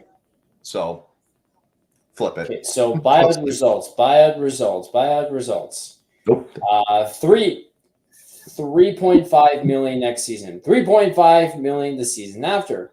1 million, 1 million, 3.5, 1 million, 5.5 million, $0, $0, $0, $0, $0, $0, $0, $0, all the way from next year until 2038. Jesus. I'm wondering if what I'm wondering is is it worth if I don't even know if it's possible Norway can do this, but you know how they did it with Ohtani, where they will pay you $2 million for the next 10 years per year, right? Right. I wonder if with Huberdeau, you know what I mean? Is that even possible in the NHL to do deferred money? And it's not. I don't think it's possible at all. Because one thing you have to remember is there's a thing called the luxury tax, and then there's a thing called the salary cap. Yeah. Those are two completely different structures of unfortunately. Budget. Yeah. Let me ask you this question. Go ahead, I'm coughing. Would you abolish the salary cap? No. Hell no. Absolutely not. I wouldn't be against the idea of it. I hate it. I hate the salary cap. I think it keeps everybody in check. I think it does. I like it. I have no problem with it. I think it keeps. I mean, sure, if you're saying it keeps owners cheap, then cool. But I think they have to fix the injury reserve issue though, like the LTIR stuff. Because it's stupid. For example, for the Devils, you put Dougie Hamilton on the LTIR. At $8 million, and all of a sudden you have $8 million free in cap space. Come on. But hey. But every NHL, but you realize too, though, every NHL team can do that. Oh, I know. So why shouldn't the Flames do that if maybe Huberdeau happens to get an injury one day? Oh, no, he's going to go on LTIR. Yeah, put him on LTIR for the next 15 years. No. Put him on LTIR, put him on long-term injury reserve for the next 15 years. I like soccer's answer to salary cap relegation. It's interesting. So what you would bring up so the Sharks are currently last place, right? Who's the best team in the AHL right now? Let's check it out. Who's the best team in the AHL? Good question.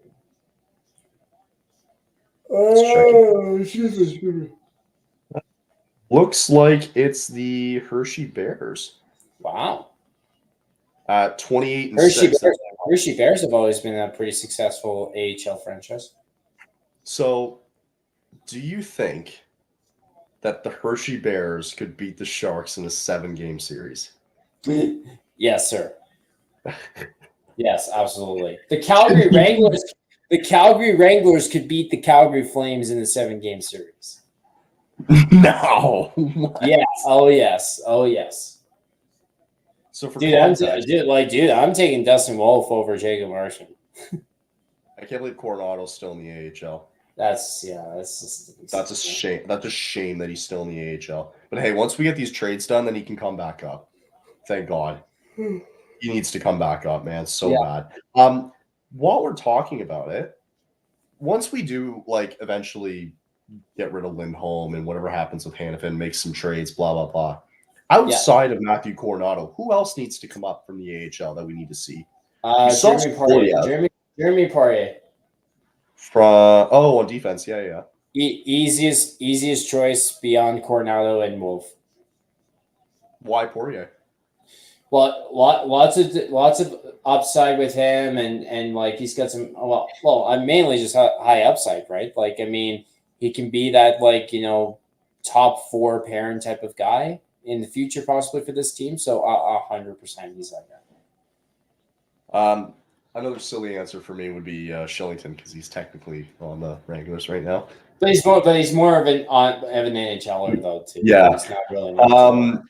I'd like to see Jan Kuznetsov, another whack, probably defensively. I'd like to see him. Solyov, I wasn't really like sold on. He was kind of like, he was all right. He was just okay. Right. Forward wise, I've heard a lot about Adam Klapka. The guy's 6'7". 6'7", Aaron Judge size. Yeah, 6'7", 230 pounds. The guy's a monster. He's huge. And the guy is born in 2000. I'm 3 years older than this guy. That's crazy. And he towers over me by a good foot. That's on skates. That is absolutely crazy, dude. So on skates, he's 7 foot, pretty much. That's crazy. So I think Klapka, deserves a chance to come up. Have we heard anything from Cole Schwint ever since we acquired him from Florida? Not really. Not much. We haven't heard much from that guy at all. Oh, okay. Dryden Hunt's still down there. Yeah. What else? Rory Jordan Osterley should probably be down there. He really should. He really Nick should be down there. Nick DeSimone as well. DeSimone should be down there. DeSimone, Gilbert. They don't do anything. I know. Yeah. Rory Kearns, too, is another guy I think that's kind of cool. Oh, yeah. No, I've heard good things about him. I've heard good things about him, too, actually. Yeah. Stats. I'm curious who leads. Wow, Logan Stankoven leads the AHL in points for Dallas's AHL affiliate. And the Flames could have had him. I know they could have. Rocco Grimaldi, Brant Clark, like reading some of the guys here. Like Dennis Gurionov is in the AHL. And Brant Clark just got recently called up by the Kings. Oh, okay. Gotcha. That's right. Yeah, 32 points in the A so far. Dennis Gurionov is in the AHL. That's crazy. So is Dylan Gunther too. Oh wow, really? Yeah, he's in for the Arizona Coyotes affiliate. Tucson. Yeah. Yeah, Tucson. Yeah, he's got 10 goals, 18 assists in 29 games. Tuscan. Yeah, the Tuscan Roadrunners. The Roadrunners. The Roadrunners. They have a very Looney Tunes feel to that organization. They do. And believe it or not, their NHL affiliate is in a playoff spot right now. That's true. That's wild. I'm glad that they're playing well. I think they deserve that they're, they are playing well. You got to give them credit. Yeah. 2:30 to go here in the second. Shots are now 24-17 for the. Actually, I'm almost a minute ahead of you. I'm at 1:38. Oh, you are pretty. Yeah, you're about a minute. You're almost a minute ahead. Yeah. Well, the Flames have had really good chances on Saros. Saros just shut the door, but so was Vladar actually too. You got to give him credit. Yeah. So they have a back-to-back coming up on Saturday and Sunday because they're in Philly and then they're in Chicago on Sunday. I would imagine Markstrom gets the start Saturday and Vladar probably gets the start on Sunday. Or wouldn't you give Markstrom the start against the Dart? Well, what's today? Thursday? Yeah. I don't know. I think they'll probably look at it and go, "How you feeling? You okay? Do you want to start?" So they'll probably sit them down and be like, "Okay, who wants this?" Like, yeah, like you're both gonna start, but they're probably just gonna sit there and figure it out and be like you guys figure it out. Like, what do you want to do? Yeah, it's gonna be one of those like, "How are you feeling?" type of things. Like, right? Are you feeling tired? Do you need an extra day? Like, imagine both of them are sitting there like, "I don't want to play Saturday. Do you? I don't want to play Saturday." I'd rather have Saturday off. Yeah, exactly. Let's get Dustin Wolf to play that game. Yeah.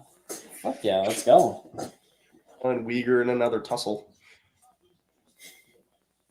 with Anderson in there too. Pospisil's kind of died down a little bit for this team. Oh yeah, mm-hmm. Yeah. Yeah, But it's you early. haven't noticed much of him over the last little while. I still think he. Do you still think he belongs though up here? I think he does, but I think you've definitely seen him slow down quite often than not, right? Mm-hmm. Over the past like couple of games or so. I've noticed too. Like, did you see the Huberdeau goal the other day against Minnesota? Yes. Damn, I'm yelling quite a bit, man. It's early on your end. It's not late. I know, but still. Minute left in the second here. Still 4-2 Calgary. We got one more period to go. Hopefully, fingers crossed. But with this team, who knows? Exactly. Who goddamn knows? Oh my god. I can't get rid of this goddamn cough either. Yeah. Other games going on tonight? I know we mentioned ones earlier. On tonight. Ooh, Stanley Cup final rematch. Oh. Yes. Senators and Kraken. We got Red Wings and Kings, and the Jets are in San Jose. San Jose. San Jose. Yep. San Jose.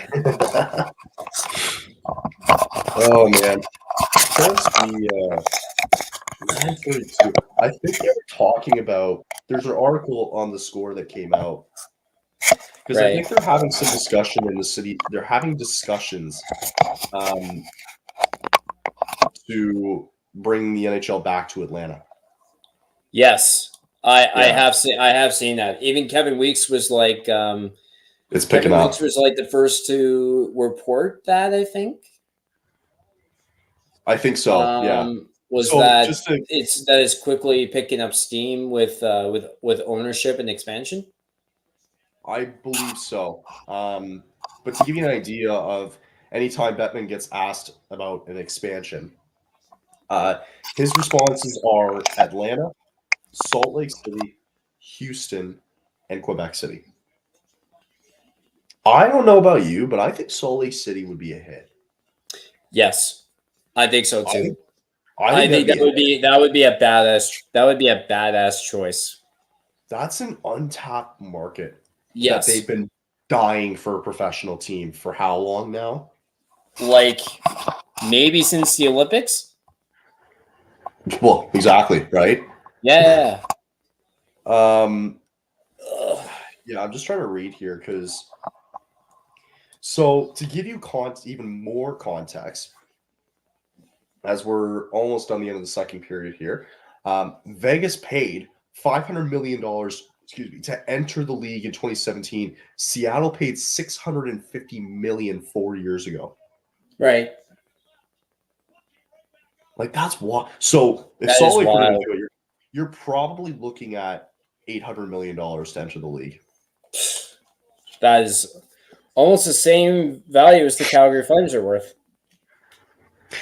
And even more context, the guy who just bought the Senators spent $950 million for ownership, right? Yeah. Well, that's why I think it could come at $1 billion price tag the next expansion. Well, I'm glad that Vegas and Seattle are working out, and I think I'm glad that Seattle's actually working out well. And they scored. They did score that. 0.2 seconds left in the second period, and it looks like it was Noah Hannafin. Up this trade value. It ups the trade value. 0.2 seconds left. Wow. And all of a sudden. He looks very weird without the beard, by the way. He does. It's very off-putting. Shaved his entire beard off. He looks very weird without that. Just in time, too. They finally break Saros here in the second period, and Calgary goes up 5-2. Mm-hmm. And Vladar loves it. Daniel Vladar absolutely loves it. And you know what's funny is, like, I don't think, like, how do you think Vladar's been this year before we go to break? I think he's been decent. I think so, too. He's been decent. I think for the rest of the year, like if Markstrom is gone, right? Right. He can serve as a good starting goaltender. I don't think he's going to be perfect, but he's fine. Yeah. Christ, he'd be better than I'm just convinced. I'm literally convinced at this point, Kyle, that this team is not selling at the deadline. I think they will. I'm not convinced. Not if they keep playing this way. I'm just not convinced. They need not the Zadorov domino. They need the Lindholm domino to fall. They need that domino to go. That's going to start the train. It better. Mm-hmm. Right? I think that's what's going to happen. And you hope that, but with ownership, do they give the green light on that? We're going to find out. Also, Angus Creed, see, Solid City. That'd be a great place. Yeah. For an expansion, and I think they deserve it. Okay, cool. So I'm going to go cough my brains out for about 3 minutes until I get back to normal. Anything else before? I mean, shocking way to end the second, 0.2 seconds left as Hannafin makes a 3-goal lead. Hey, they went into Nashville, played against a tough goalie, and they're winning so far, but, at the same time, it's not what we want. I know.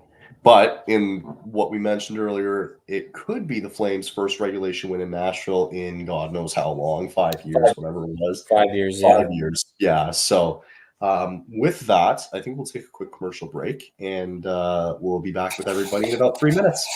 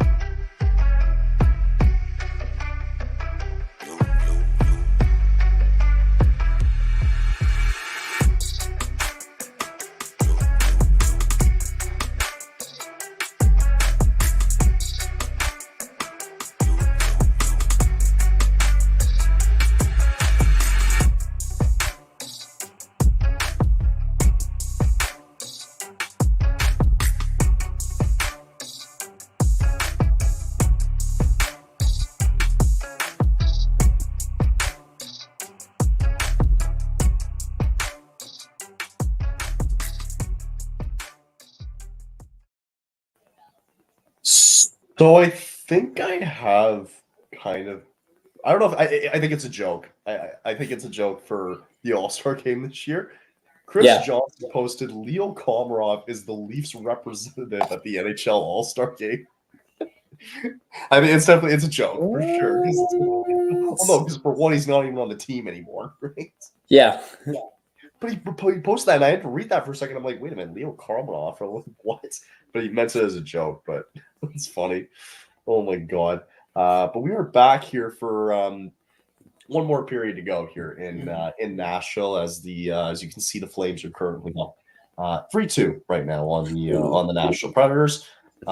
Dallas currently up 3-2 right now at the end of 2 in a big game against the Colorado Avalanche. They're showing highlights now. Pittsburgh and Boston. I think the game is still. I think it was won by Pittsburgh. It's got to be over by now. Pittsburgh, I think, probably were winners 6-5. I'd like to disclose. The Rangers were also winners, by the way, 4-1. Yes, the Penguins were winners 6-5 in Boston in regulation. As Connor Bedard, he gave a bad turnover away, and Rangers went the other way and scored. So not the prettiest debut for Bedard at MSG, unfortunately. But yeah, he knows it too. He's pissed off at himself. Yeah, that's not good. But we'll see Bedard on Sunday if you're a Flames fan. So we got we're gonna survive, Noah. You can go to bed soon, I promise. We got one more to go. We got one more period, and you know what? If it honestly is like a blowout by the 5-minute mark, we'll see what it's like. But if it's a blowout, there's no sense. We'll see how it goes. But for sure. But yeah. So I was trying to. Sometimes I like to look like throughout the break, because sometimes you'll see like random news just like drop. But speaking of the All-Star Game selections, Pat, you follow Pat Steinberg on of course. X. So him saying Elias Lindholm's an NHL All-Star for the first time in his career. Lindholm is Calgary's representative at February's All-Star Game weekend. So they still have to select 12 more players. I think he's probably going to be our only representative. I think that's probably safe to assume so. They literally drew the name out of a hat. Like I'm very, very, very convinced. What are the odds you think the guys are going to be there and be like, hey, you should come to our team if you're looking to get out?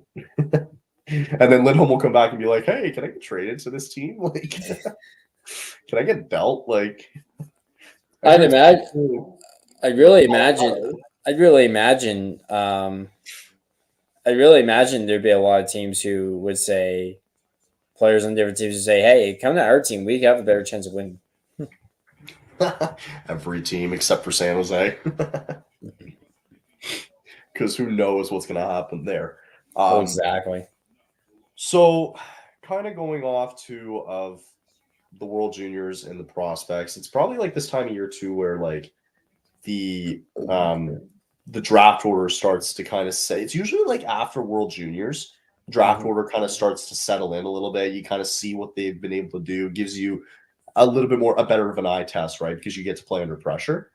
Right. Do you think after like even Canada, even when they got bounced, do you still think Celebrini could go number one? Like, I think he still could. So I'm just trying to look it up to see. You mentioned his Cole Eiserman, another guy that's still being mentioned. The last ranking that was done, I think, was late November. So this was before. They'll probably do one like after the World Juniors, but I imagine so. Elite Prospects also has the top prospects, and they have Cole Eiserman as number one. And they have Macklin Celebrini in number two. So wow. I would hope that. So if you're Calgary's 9th right now, right? Mm-hmm.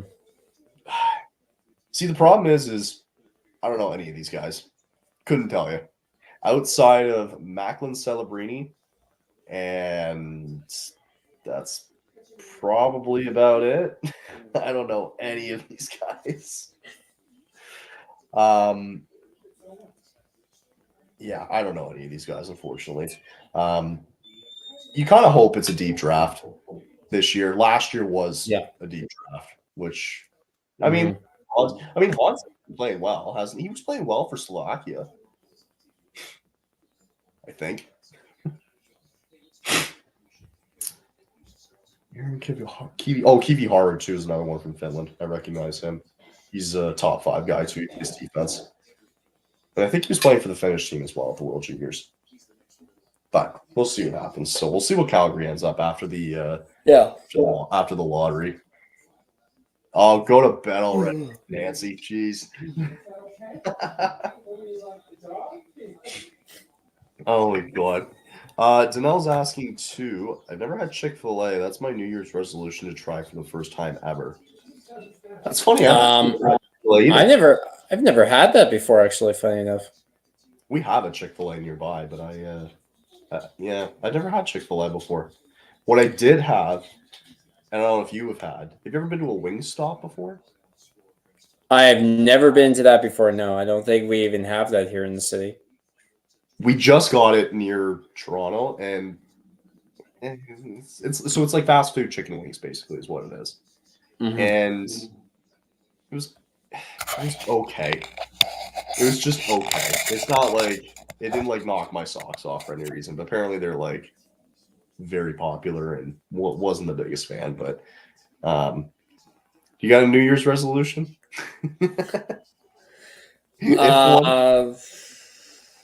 Not one that comes to mind. Not really. Here's one though. I gotta go get a snack actually. So I'll be back in a few, peeps. Wingstop. Okay, yeah, you go. Yeah, if you need to go. Wingstop is very good. Rapper Rick Ross owns half the franchise. I think it's probably. I would like to make the argument that I think it's better in the U.S. rather than what we had. We had like a few pop-up ones that came up in Toronto recently, and I think it was over the summer that they brought it up. I didn't think they were. I didn't think they were bad. Like, I'm a huge honey garlic guy, and I thought they were pretty good for the most part. It didn't like. It's not something where I'm like rushing to like go back and like eat like 20 more of.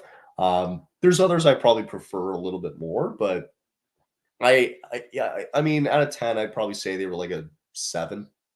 They were good, but again, I think in terms of like a Wingstop, the US branch for that probably does it a little bit better than just sticking a random one in Toronto. That's just me. But I'm not denying that, Danelle. I think it does hold probably better value in a more higher octane place in the US somewhere, but that's just me. Let me know what you guys think. I had way too many chicken wings over the holidays, but I loved every second of it. I hope you guys had a good holidays though too as well. If you know any special dinners or appetizers, if you guys did anything. I didn't have any turkey this year, which was a plus. We did like little appetizers. Oh my god, appetizers! I'm losing my mind. I did a lot of appetizers and didn't do too much for dinners, which was kind of nice. No turkey, none of that crap. It's over with, thank God. But hope you guys had a good holidays too in terms of food, and you stuffed your bellies with whatever you decided. Danella saying try Shake Shack. Have you guys ever tried it? Love the burgers. I've always heard about Shake Shack. I don't think I have one near me. That's why. And if I were actually, I'm gonna look it up and just see if there's I think the closest one for me might be in like Buffalo or something like that. Oh no, you know what? I think there might be one close by. There might be one of those like pop-up ones in Toronto again, but that's something that maybe I don't know of. Nope, I am completely wrong. So the Shake Shack, yeah, there's one like close to Buffalo, so I'd have to like take a 2-hour trek to go try it. But so for Shake Shack, I wonder, and maybe you guys can give, and maybe Danelle or whoever can give better context and answer the question of what is Shake Shack, because I have no idea. It looks like to me, so Danelle mentioned burgers. So you got shakes, frozen custard, hand spun sugar cookie, frozen custard. Oh, sorry, that's like their menu. What else? Like chicken sandwiches. Oh, those chicken sandwiches look pretty good, not gonna lie. Burgers there. Oh, so it's like a burger and shake like restaurant. Okay, that makes sense. It's a burger and like shake restaurant too, and the fries look pretty good too. Nice. Maybe I will have to venture out to a Shake Shack. I'm a big I don't know about you guys, but I'm a big milkshake guy like on special occasion. Like for those of you who like Dairy Queen, I'm a big milkshake guy at Dairy Queen or a Blizzard any day of the week.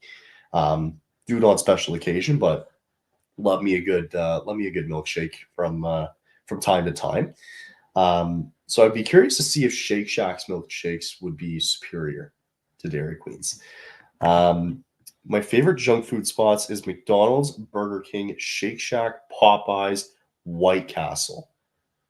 So, okay, I won't put in Shake Shack because I haven't tried Shake Shack. My mother and I love the frappe. Nice, that's awesome. Oh, perfect timing. So, Danelle brought this up, and I was wondering if you could put this in order based on of what you tried. And I was going to do it because I haven't been to Shake Shack, nor because we don't have one. But in terms of my favorites on that list, I have to put Burger King last. Not the biggest fan of Burger King on my end. I'm not a huge fan of Burger King. I think you're on mute, by the way. Yeah, I think you're on mute. That's okay. So I'm not the biggest fan of Burger King. I'd probably put Popeyes like second. I'd go White Castle third, and for argument's sake, I'll put McDonald's one. And I can't say Shake Shack because never been. Yeah. Man, let's see. Between McDonald's, Burger King, Shake Shack, Popeyes, White Castle, probably just McDonald's fries and McDonald's coffee. That's all I need to say. Their fries and their coffee hit. They're so good. No, they're so good. Go. Oh yeah. Absolutely go. Oh yeah. No, I'm agreeing with you 100%. Absolutely. Yep. Me and my mother love the frappes at McDonald's. You ever had the frappe at McDonald's? I don't know. No, I haven't. I haven't either. But maybe we'll have to try it. The frappe at McDonald's. You know what's a secret menu item that I get? Well, not really a secret menu item, but I do it at the fountain. Is or what I used to do in high school. I used to mix the strawberry Fruitopia with Sprite. Interesting. So good. It was so good. I had like a friend like back in high school, like who got it, and I'm like, that is the weirdest combo I've ever seen. And then you try it, and you're like, you know what? It's not that bad. It's like a strawberry. It's like a strawberry, like the strawberry flavored Fruitopia, like Sprite, because you get more of the fizz. Right. So good. It's so good. What's your go-to order at McDonald's? They're also just starting the third here in a second. Just a large fries. Just a large. Okay, fair enough. Yeah. I know. I can't really get into the burgers anymore for fast food places. Can't do it. Mm-hmm. On like special occasion, yeah, I will, but I don't know. I can't do it. Yeah. Did you know that Jonathan Huberdeau has 14 career goals against the Nashville Predators? I did see that just a little. Did you see that? Yeah. Oh my god. He has 14 career goals. That is crazy. Oh my god. I think Huberdeau is giving me a disease anytime I say his name. Oh my god. Danelle says to Google up a frappe for McDonald's, then you will know. I'm going to do that right now. Why not? Hold on a second. Kind of a blowout here a little bit in the third period by the Flames, so we got a bit of time. A frappe for McDonald's. Let's find out. Oh, I've seen this on their menu. It does look pretty good, not going to lie. Wait, how many goals does Huberdeau have again? Right now? Yeah, this season. Let's find out. He has he's got player stats. He's got 5. Jesus. 5 goals. I told you he's giving me a disease. Anytime I say I know, right? Well, I know, right? Like 5 goals. That's bad. I wonder if what? What's the Well. Now the Predators have cut the lead to 2. Oh, good. All right, we got a game. Yes. So they get it out. They do. Was it a good goal at least? It was a. Oh my god! No, what happened? Let's see. Okay, back to the point. Over cross. Gets a shot on net. Okay. It's still not they're rushing down the other end. Hold on. So he hits the ref. They go back the other way. No.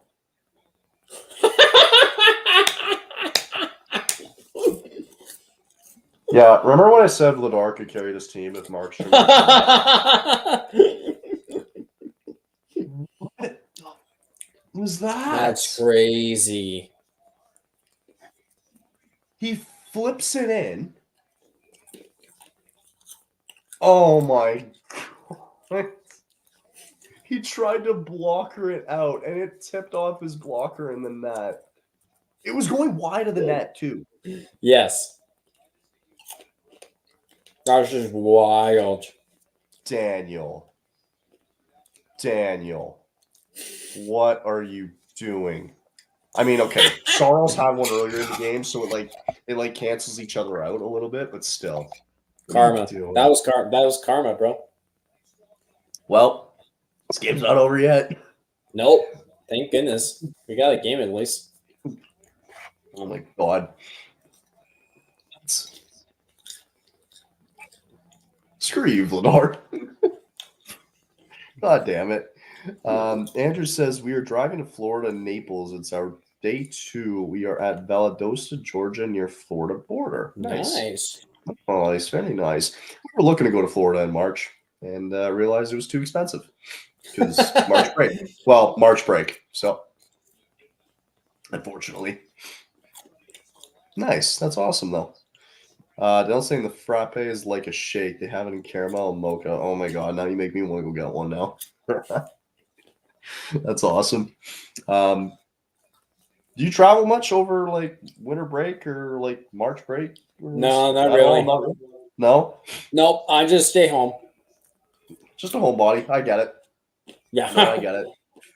Outside of went to Vancouver recently, a couple months ago. Outside of that, I hadn't traveled in probably 3 or 4 years.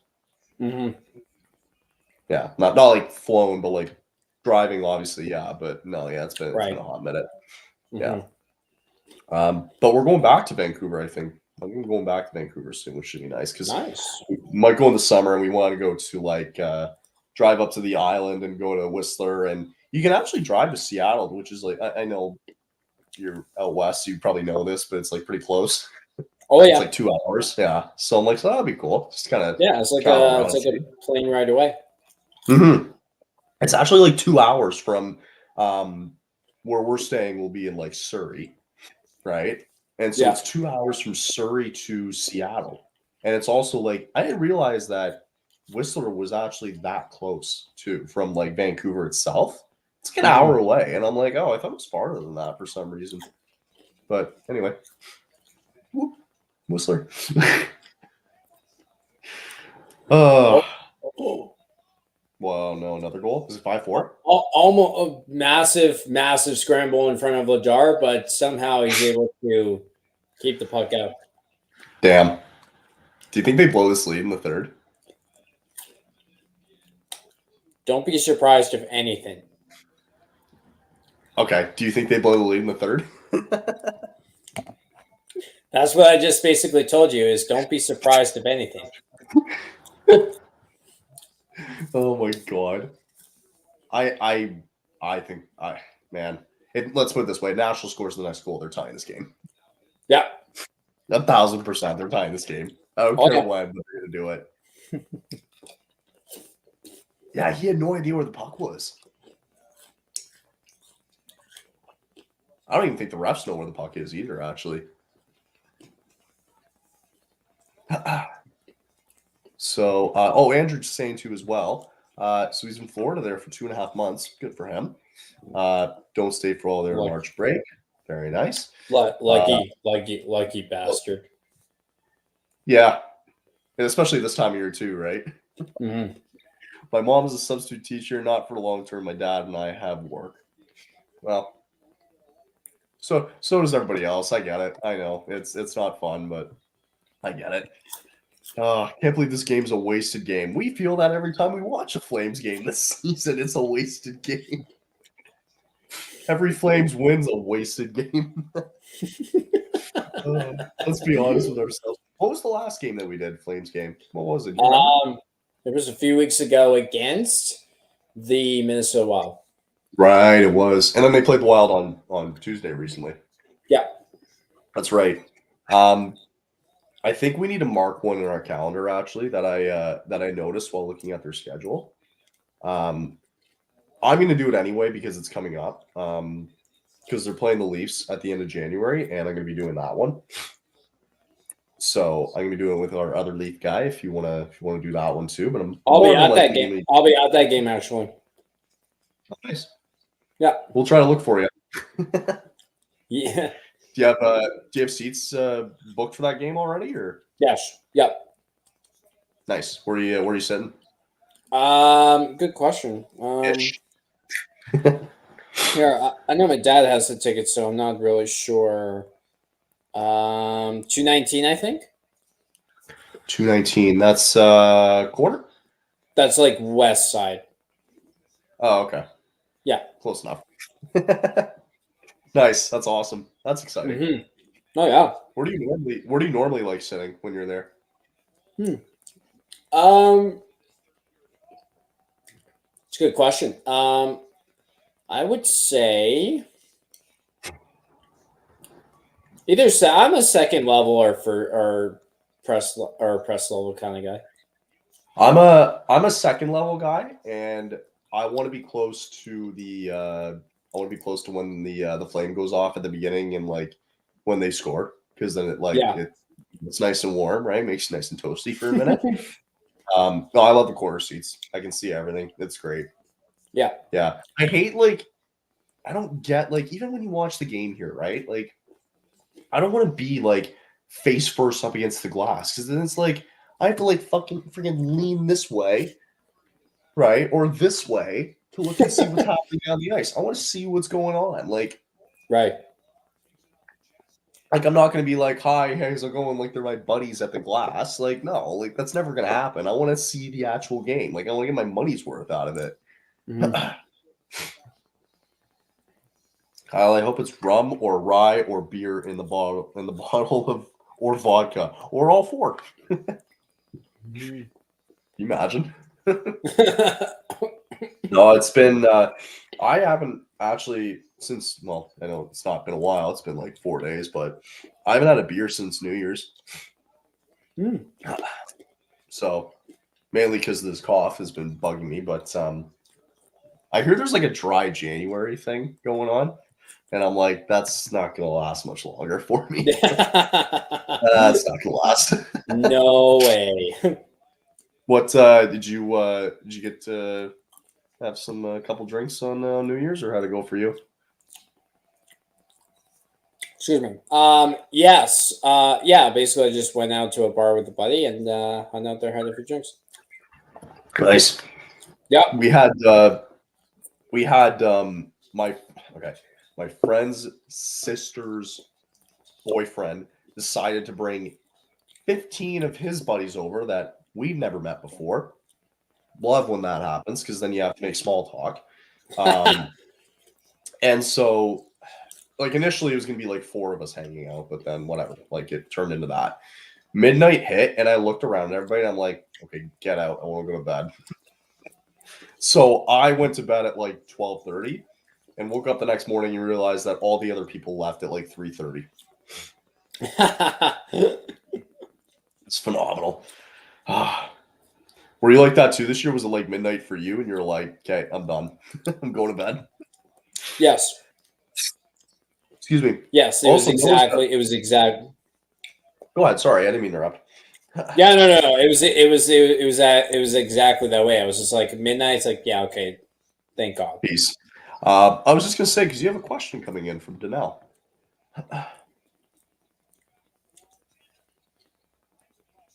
The new jerseys this season. I think between here, hold on a second. So for context, we got the Ducks 30th jersey, Yeah, Oilers Flames Heritage Classic, Bruins Centennial, Flyers New Jerseys. Oh, I and would say there's more. My bad, there's more too. Rangers alternate third and Gold Knights and Kraken Winter Classic. it's a good question. I'd say that I'm not a fan of the Harris Classic jerseys we wore. Oh, that's facts. The Bruins Centennial jersey, I think they could have done. They just go back to the original design of those jerseys. Like, why try to complicate it by making all these like stripes, right? And then like the Flyers New Jerseys, they're pretty cool. They went back to that type of design again. I mean, the Oilers Harris Classic, terrible as well. The Ducks 30th anniversary jerseys, I pretty much like. I love how they brought back the jade and the teal and the silver. Rangers alternate. I know it gets a lot of hate because it has the shield in the front, but I actually quite like that jersey. It looks really, really nice. Yeah, I agree. I like the Rangers. I would say if I have a best and a worst for those, I would probably say the Rangers has been the best. I'd say Rangers. I would say Rangers are probably the second best, right behind the Ducks, just because of the jade and silver and the teal they brought back as well. Yeah, when the Ducks did that jersey, I just thought it was like too close to their original Mighty Ducks one. And I'm like, just go back to that. We all want you to go back to that. Yeah, exactly. So I'll say Rangers the best. I'll say the worst. I think it's out of all these, I still think it's the Golden Knights Winter Classic jersey. Yeah. If you agree. I don't disagree with that. Except the Flames ones are worse. You think the Flames ones was worse than the Golden Knights? Mm-hmm. I thought the Flames one was better than Edmonton's. I think Edmonton's was really bad.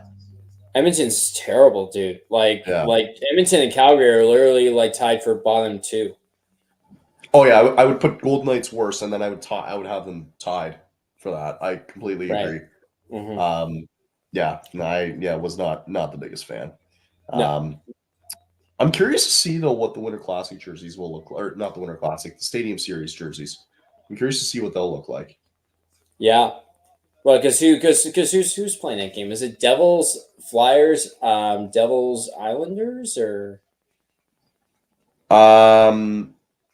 Yeah, so Devils, Flyers, and Rangers and Islanders are playing on the. Rangers and Islanders. Okay. Yes. Okay, that makes sense. It will be quite interesting to see what those jerseys end up being. Yeah, I think. Do you think they'll try to do what they did last time in the Stadium Series with the Hurricanes and the Capitals, where they do like that big logo on their helmet? I don't like it. I'm not a fan of it. I don't know. That's actually a good question. I don't know. They very well could. See, and here's the thing I'll say about that too is I'll be more interested to watching those games than I was the Winter Classic. Yeah, because they'll be played at MedLife. Yeah. Thank you. Mm-hmm. I agree. I think it's gonna be great there. I think so too. I think it's gonna be really awesome to see that. MetLife's like the perfect place to host an outdoor game. Yeah. Well, right in the shadow of the city, basically. Right? Yeah. The stadium is, so. That's right. I think it's a phenomenal spot to have it. Mm-hmm. Where do you think the next Winter Classic is going to be? Like the next outdoor set of outdoor games? Where do you want to see it? So when's the next? So where's the Winter Classic going to be next year? That's a good question. Have they? No, they wouldn't have announced it already, would they? 2025. Oh, the Blackhawks will be in it. Of course.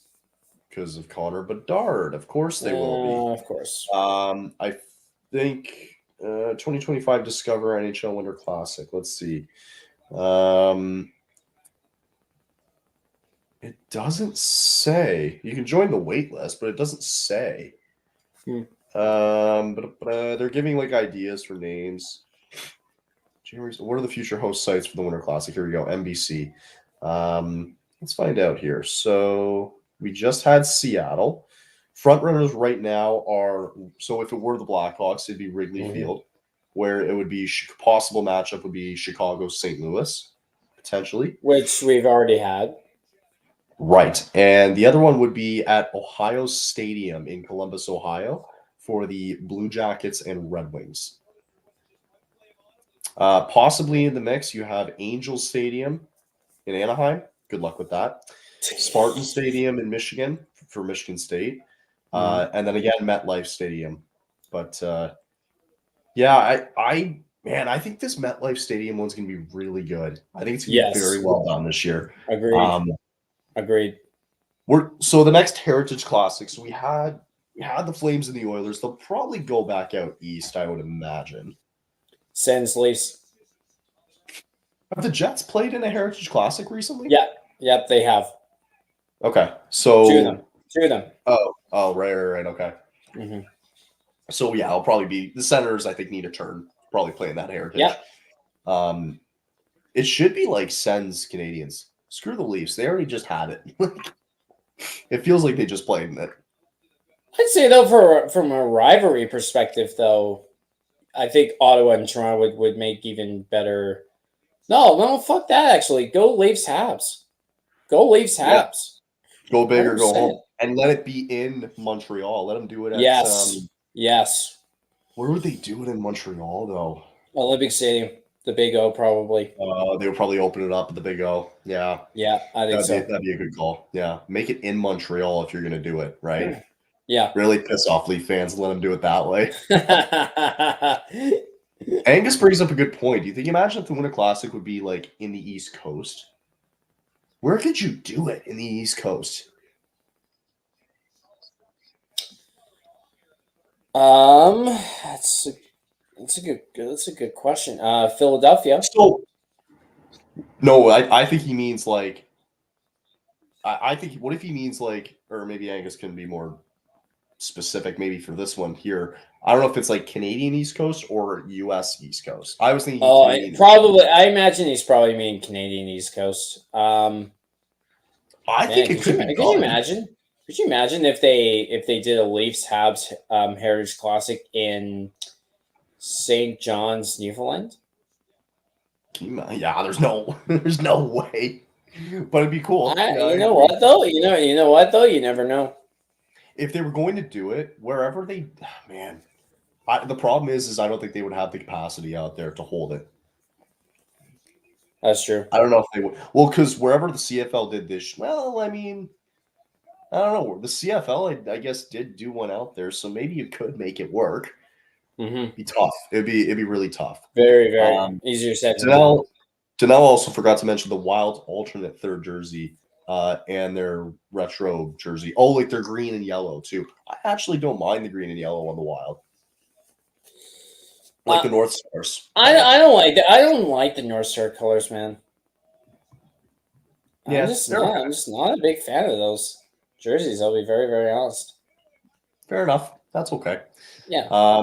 Again, the All-Star game and the skills competition are in Toronto this year, in case anybody has forgotten. What else? That's gonna be boring. Missed a lot of the comments here. It'd be cool if the Heritage Classic would be held in Alaska. Man, no way. It would be interesting though. Yes, but no way that happens though. Oh no, I think it'd be probably 20 years before that would even become a remote possibility, right? Mm-hmm. But interesting idea. The three teams left, here we go, that have never been in an outdoor game are the Blue Jackets, Coyotes, and Panthers. Interesting. Yeah. I think the Blue Jackets need a turn. And I think actually I think Ohio Stadium actually feels like it'd be appropriate for that, right? The Coyotes, they just went to Australia. Screw them. They're out. Florida probably deserves to be in one. I mean, if Nashville played Tampa Bay in an outdoor game, Florida's got to be in one too eventually, I think. So I think they'll probably bring that around at some point. And so Angus meant anywhere on the East Coast, just commenting on the weather in its entirety. So if it wasn't the Canadian East Coast, where else could you do it in the East Coast for the U.S.? Let's see. As I said, you could do it in Philly, Boston, New York. I think they did it at Fenway, didn't they? Yes. Yeah, Mhm. twice. Yeah, and then the Yankee Stadium as well for 1 year. Yeah, they did it at Yankee Stadium. I remember that one. Yep, me too. You can't. I mean, and they did. Remember they did an outdoor game in Buffalo for the World Juniors. Yeah. Yeah, that one was actually a big hit. I think that one was done really well too. I think that's probably about it. The West Coast is always tough. I hate when they try to do an outdoor game in like the middle of LA. And it's like, good luck with that. Good luck. What's next? They're gonna have a Winter Classic in Phoenix. Well, I mean, could it be done though at that university stadium where the Cardinals play? I think it would take too much. I think it's too much. I don't know. I don't think it'd be doable. I think it'd be too much. Yeah, they tried to do that already in LA. They were sweating their what's off, right? Probably at the time. Yeah. No, I don't think it could be done. There's no way. To update people though on other we got 3 games on top tomorrow night. Chicago and New Jersey, you got Carolina and Washington, and the Jets are in Anaheim to play the Ducks. So for events this year, now that we're talking about events, I think there's only 2 left. There's All-Star Game, and then there's what you can call it, the Stadium Series that we talked about, right? And I think that's it. And then I think so. Then, yeah, I think so. Yeah. Yeah. So they draft and and then the draft, yeah. And the draft is in Vegas, right? Yeah. 2025 NHL events. I wonder if they've had. Oh, that's right. That's right. This was confirmed. I forgot about this. Okay. So the NHL will be holding its own international tournament in February 2025, and the format will be featuring 4 national teams. The proposed format would feature national teams from the US, Canada, Finland, and Sweden. So I know this was talked about, but it looks like that. And actually, Gary Bettman mentioned it too at the Winter Classic, saying that there's going to be an announcement soon about international play. Right. Finally, after how many years? Yeah. 8 minutes and 30 seconds to go here. Calgary still holding on to a 5-3 lead. Who do you think would win that international tournament? Probably, man, I don't know. You're really putting me on the spot. Well, to name a couple players, right? I mean, the U.S. goaltending alone would probably carry this team. Hellebuck, Ottinger, like the list goes on. Yeah, exactly. Your starting Canadian goaltender might be Aiden Hill. Or Logan Thompson if you're lucky. Yeah. It's not good. No. Any early favorites though? I know we don't have the players in front of our faces, but I'd say I mean, to your point with international tournament, like the US is a powerhouse when it comes to the goaltending. I mean, I'd take their goaltending over what Canada would have to offer goaltending wise right now. I think Canada probably won't win it, and I think they'd be worse than Sweden. Wow. I think so. I mean, okay, it helps when you have McDavid. I got you. I got you. That's a hot take. That's a hot take, though. It is a hot take. I just think with Sweden, like they would have good goaltending, would they not? Because it would be who would be their goaltender? Oh, he'd be isn't Shesterkin? No, he's not. He's not. He's more Russian, I think. He's Russian, I think, compared to Swede. International team.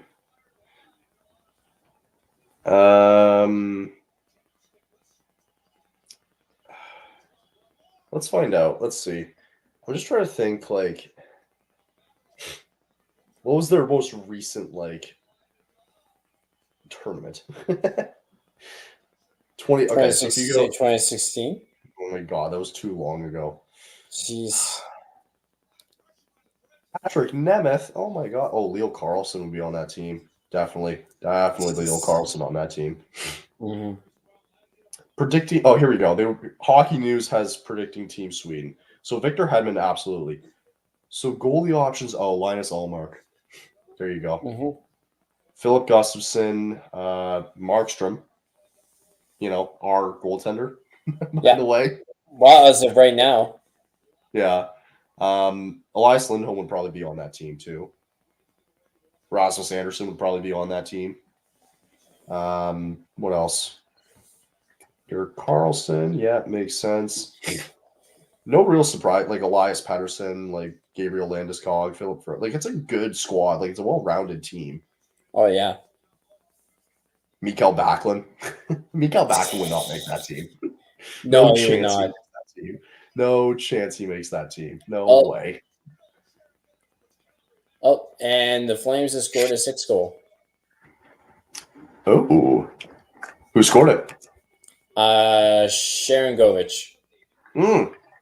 Good for him. Yeah. Nice one at least. See? Basically like wide open net. Basically like goaltender like Saros tried to play out of his net and puck like went straight to him. I don't know why, but I've heard that Huberdeau's been playing better with Sharon Govich on his line. Oh yeah, wide open net. Yeah. Nice feed by I think that was Lindholm actually. Oh, Lindholm's smiling. Yay. Yay! Because my trade value's going up. Let's go. Andrew's just heading out for the night, Andrew. All right, have a good one, Andrew. For hanging out with us. Appreciate it as always. And I know we're coming to the end of ours too. Now that it's 6-3 now, it kind of feels like it's yeah. Oh, and Langton is actually in net for the Preds. They did pull Saros, then it turns out. So they pulled him after the second period then. I did think so, yeah. Yeah, that's probably what it was. Kevin Lankinen with a bad turnover, and Calgary all of a sudden leads 6-3. And Predators fans are leaving the buildings. Yep. They're all leaving. I don't blame them. Yeah. But again, like I don't go to an NHL game often, mainly because I can't afford one if I'm going to a Leaf game. I'm staying for the full game though. Right? Like come on. It's different if we're like if you go see a WHL game on your end or like an OHL game on my end and it's a blowout. I'm like, okay, I paid $20 for the ticket. I'm not staying for the full. Like if it's a blowout in the third period, like right. I'm not gonna stay for the duration. And who's down on the ice? Who's 48? Is it possible? Oh, what? He's like not moving. Yo, he's not moving. It's Gilbert. Oh, it's Gilbert. It's Dennis Gilbert down. Holy shit. So, oh my, Dennis Gilbert is down, and he's not moving. He's not moving. He hasn't moved a muscle. Holy shit, dude. They got the stretcher ready already. What the fuck just happened? They have the stretcher ready. Like, he hasn't moved a muscle. So they got a Preds player it looks like it's Tomasino in the box. He's standing up though.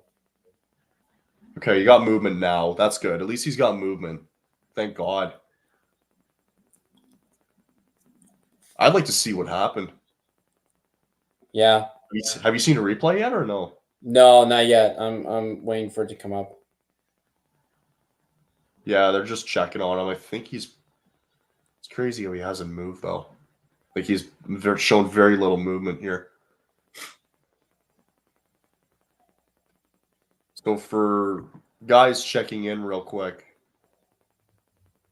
Gilbert I believe he went down and he didn't move, and the guys had the stretcher like ready to go. They got him sitting up, which is good.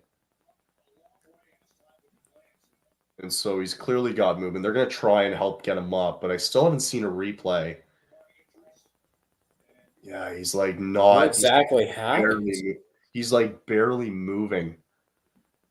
But they got, but you know what's nice is that all the Flames got, like, there's probably like 5 or 6 Flames guys around him just helping him, like, with the training staff. And Backlund and I think it's Dylan Dubé just kind of carrying him over.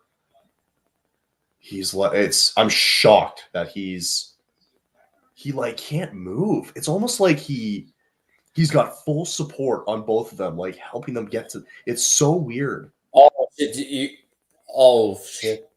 Shit! That's it. That's a slew fight. So it's a slew fight. Dude. What was it? Just wait, dude. Just wait. Oh, great.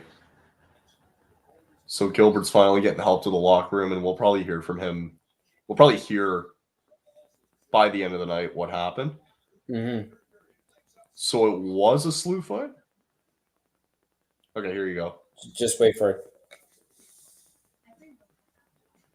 Oh, skates went high. I didn't really see that angle. Okay, here we go. Now we got a good angle here. What am I looking at? Okay, so he goes up. Good hit. Boom, down. Oh, his face hit the ice.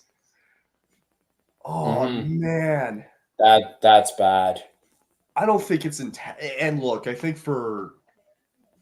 don't think it's intentional. I don't think there's. Oh my God, was that the guy you were talking about earlier in the stream, Tomasino? I think so, yeah. Oh fuck, dude, yeah. I don't think that's a suspension. There's no way. Like, he just it's a good hit. It's just the way that he fell down. He went. I think it was his side of his face that probably hit the ice, right? Yeah. Excuse me. Jeez, that's scary, man. That could have been a lot worse.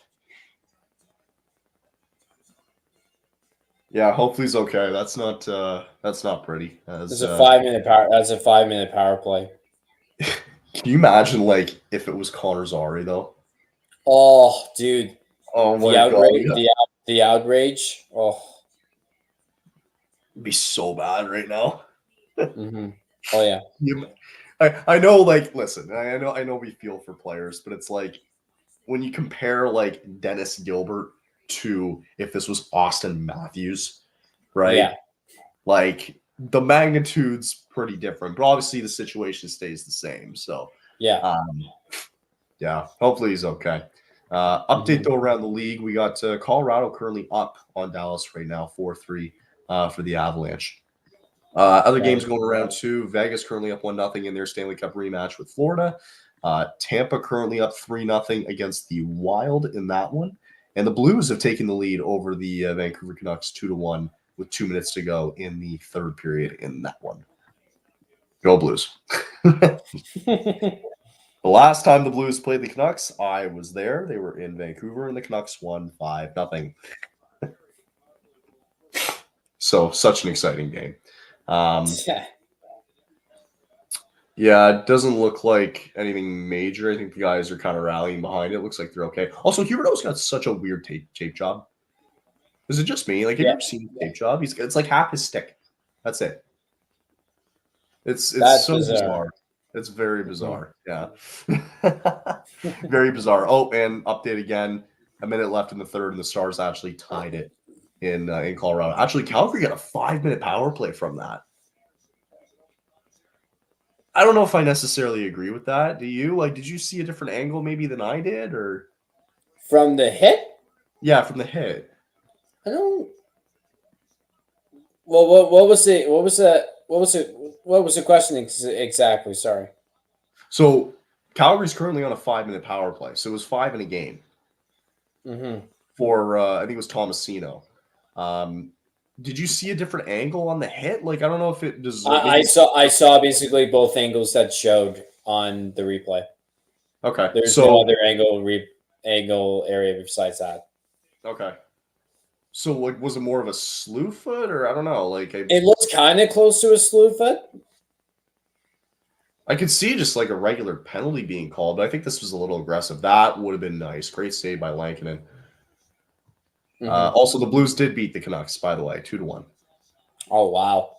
So, yeah, my theory stands strong as of today. And it wasn't. And here's the thing I'll say though: it wasn't an intentional slew foot. No, I don't think it was. It wasn't. It wasn't like. It wasn't an intent to injure either. No, it wasn't. No, not at all. I think it was a little egregious calling it a 5-minute major. That's just me. Danelle asks, do you guys like Subway or not? I got food poisoning last time I ate Subway. Not the biggest. I mean, growing up, Subway was great, but now I'm just kind of like, everything's processed there now. I can get better sandwiches elsewhere, to be honest. I'm not the biggest Subway fan anymore. Well, we got I'm just going back watching it here. I'll send you the replay again. Yeah, I'd like to see the replay again because I don't know if I don't think it warrants a 5-minute. And honestly, I think what the Flames will do here is they probably won't be too aggressive. They're just going to check your Twitter. Let's find out and see. Oh wow, Robert Munich was already on it. Oh. Yeah. Okay, so just do it like I'm doing it right now, and just scroll slow motionly. Yeah. With the video, because like. So he goes in for the hit shoulder to shoulder first, right? That's what he's going for. And then he goes, the problem for me is that left knee. I don't think that was I think it was honestly just that it happened in the moment. No, I think it happens in the moment. I think he didn't have control. I didn't think he had control over the leg at that point. I think his left knee brings him up, though. Well, not even that, really. It's not an intentional slew foot. No, let's be very honest. People need to calm down. I think it's I think it's an aggressive 5-minute major. I probably wouldn't have. I would have called it like a 2-minute boarding call. Like that's all you need. I'm surprised about that way. Yeah. 2:30 to go here, and it looks like our Flames are going to get a win tonight, Noah. Yay! No victory lap, no nothing. Like no celebration.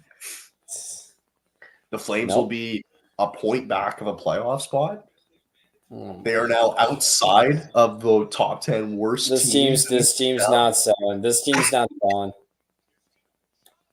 Do you think if they win like 8 in a row, then it changes? Sorry? Well, if they win like 8 in a row, like it could change for this team. Yeah, then they're gonna lose 8 in a row. Yeah, that's the way it'll go. So the Blues will actually get into a playoff spot. They'll actually be they'll be 2 points behind the Blues for the final playoff spot after tonight. So, with that being said, it looks like there's about a minute left here, and I think it's probably safe to say that we can call it a game here, as the Flames are wrapping it up here. And with that, I think that'll wrap up our night too, because I think we're both pretty exhausted. So why don't we end this thing early tonight? We got a minute left, and I think it's pretty much over. So, but thanks for doing this tonight. I appreciate it as always, and I hope you have fun at the Flames Leaf game coming up in 2 or 3 weeks, whenever that is. And that's correct. And I'm sure we'll do another one if you want. Maybe we'll get Connor to come on one if you guys want in the near future too. Absolutely, we'll try and do that. Nice, awesome. Cool. Well, that's going to do it for us tonight. Flames are winners 6-3 in this one. And if you guys get a chance to as well, there's still one more day with the contest currently going on our socials right now if you want to check it out. And with that, we'll probably be doing a live stream tomorrow for the gold medal game. I don't know who's doing it, but I think somebody will be doing it for that one as well. But that's going to be it for us tonight. For myself and Noah, thanks to everybody for coming out, and we'll see everybody in the next watch along. So thanks again, and go Flames.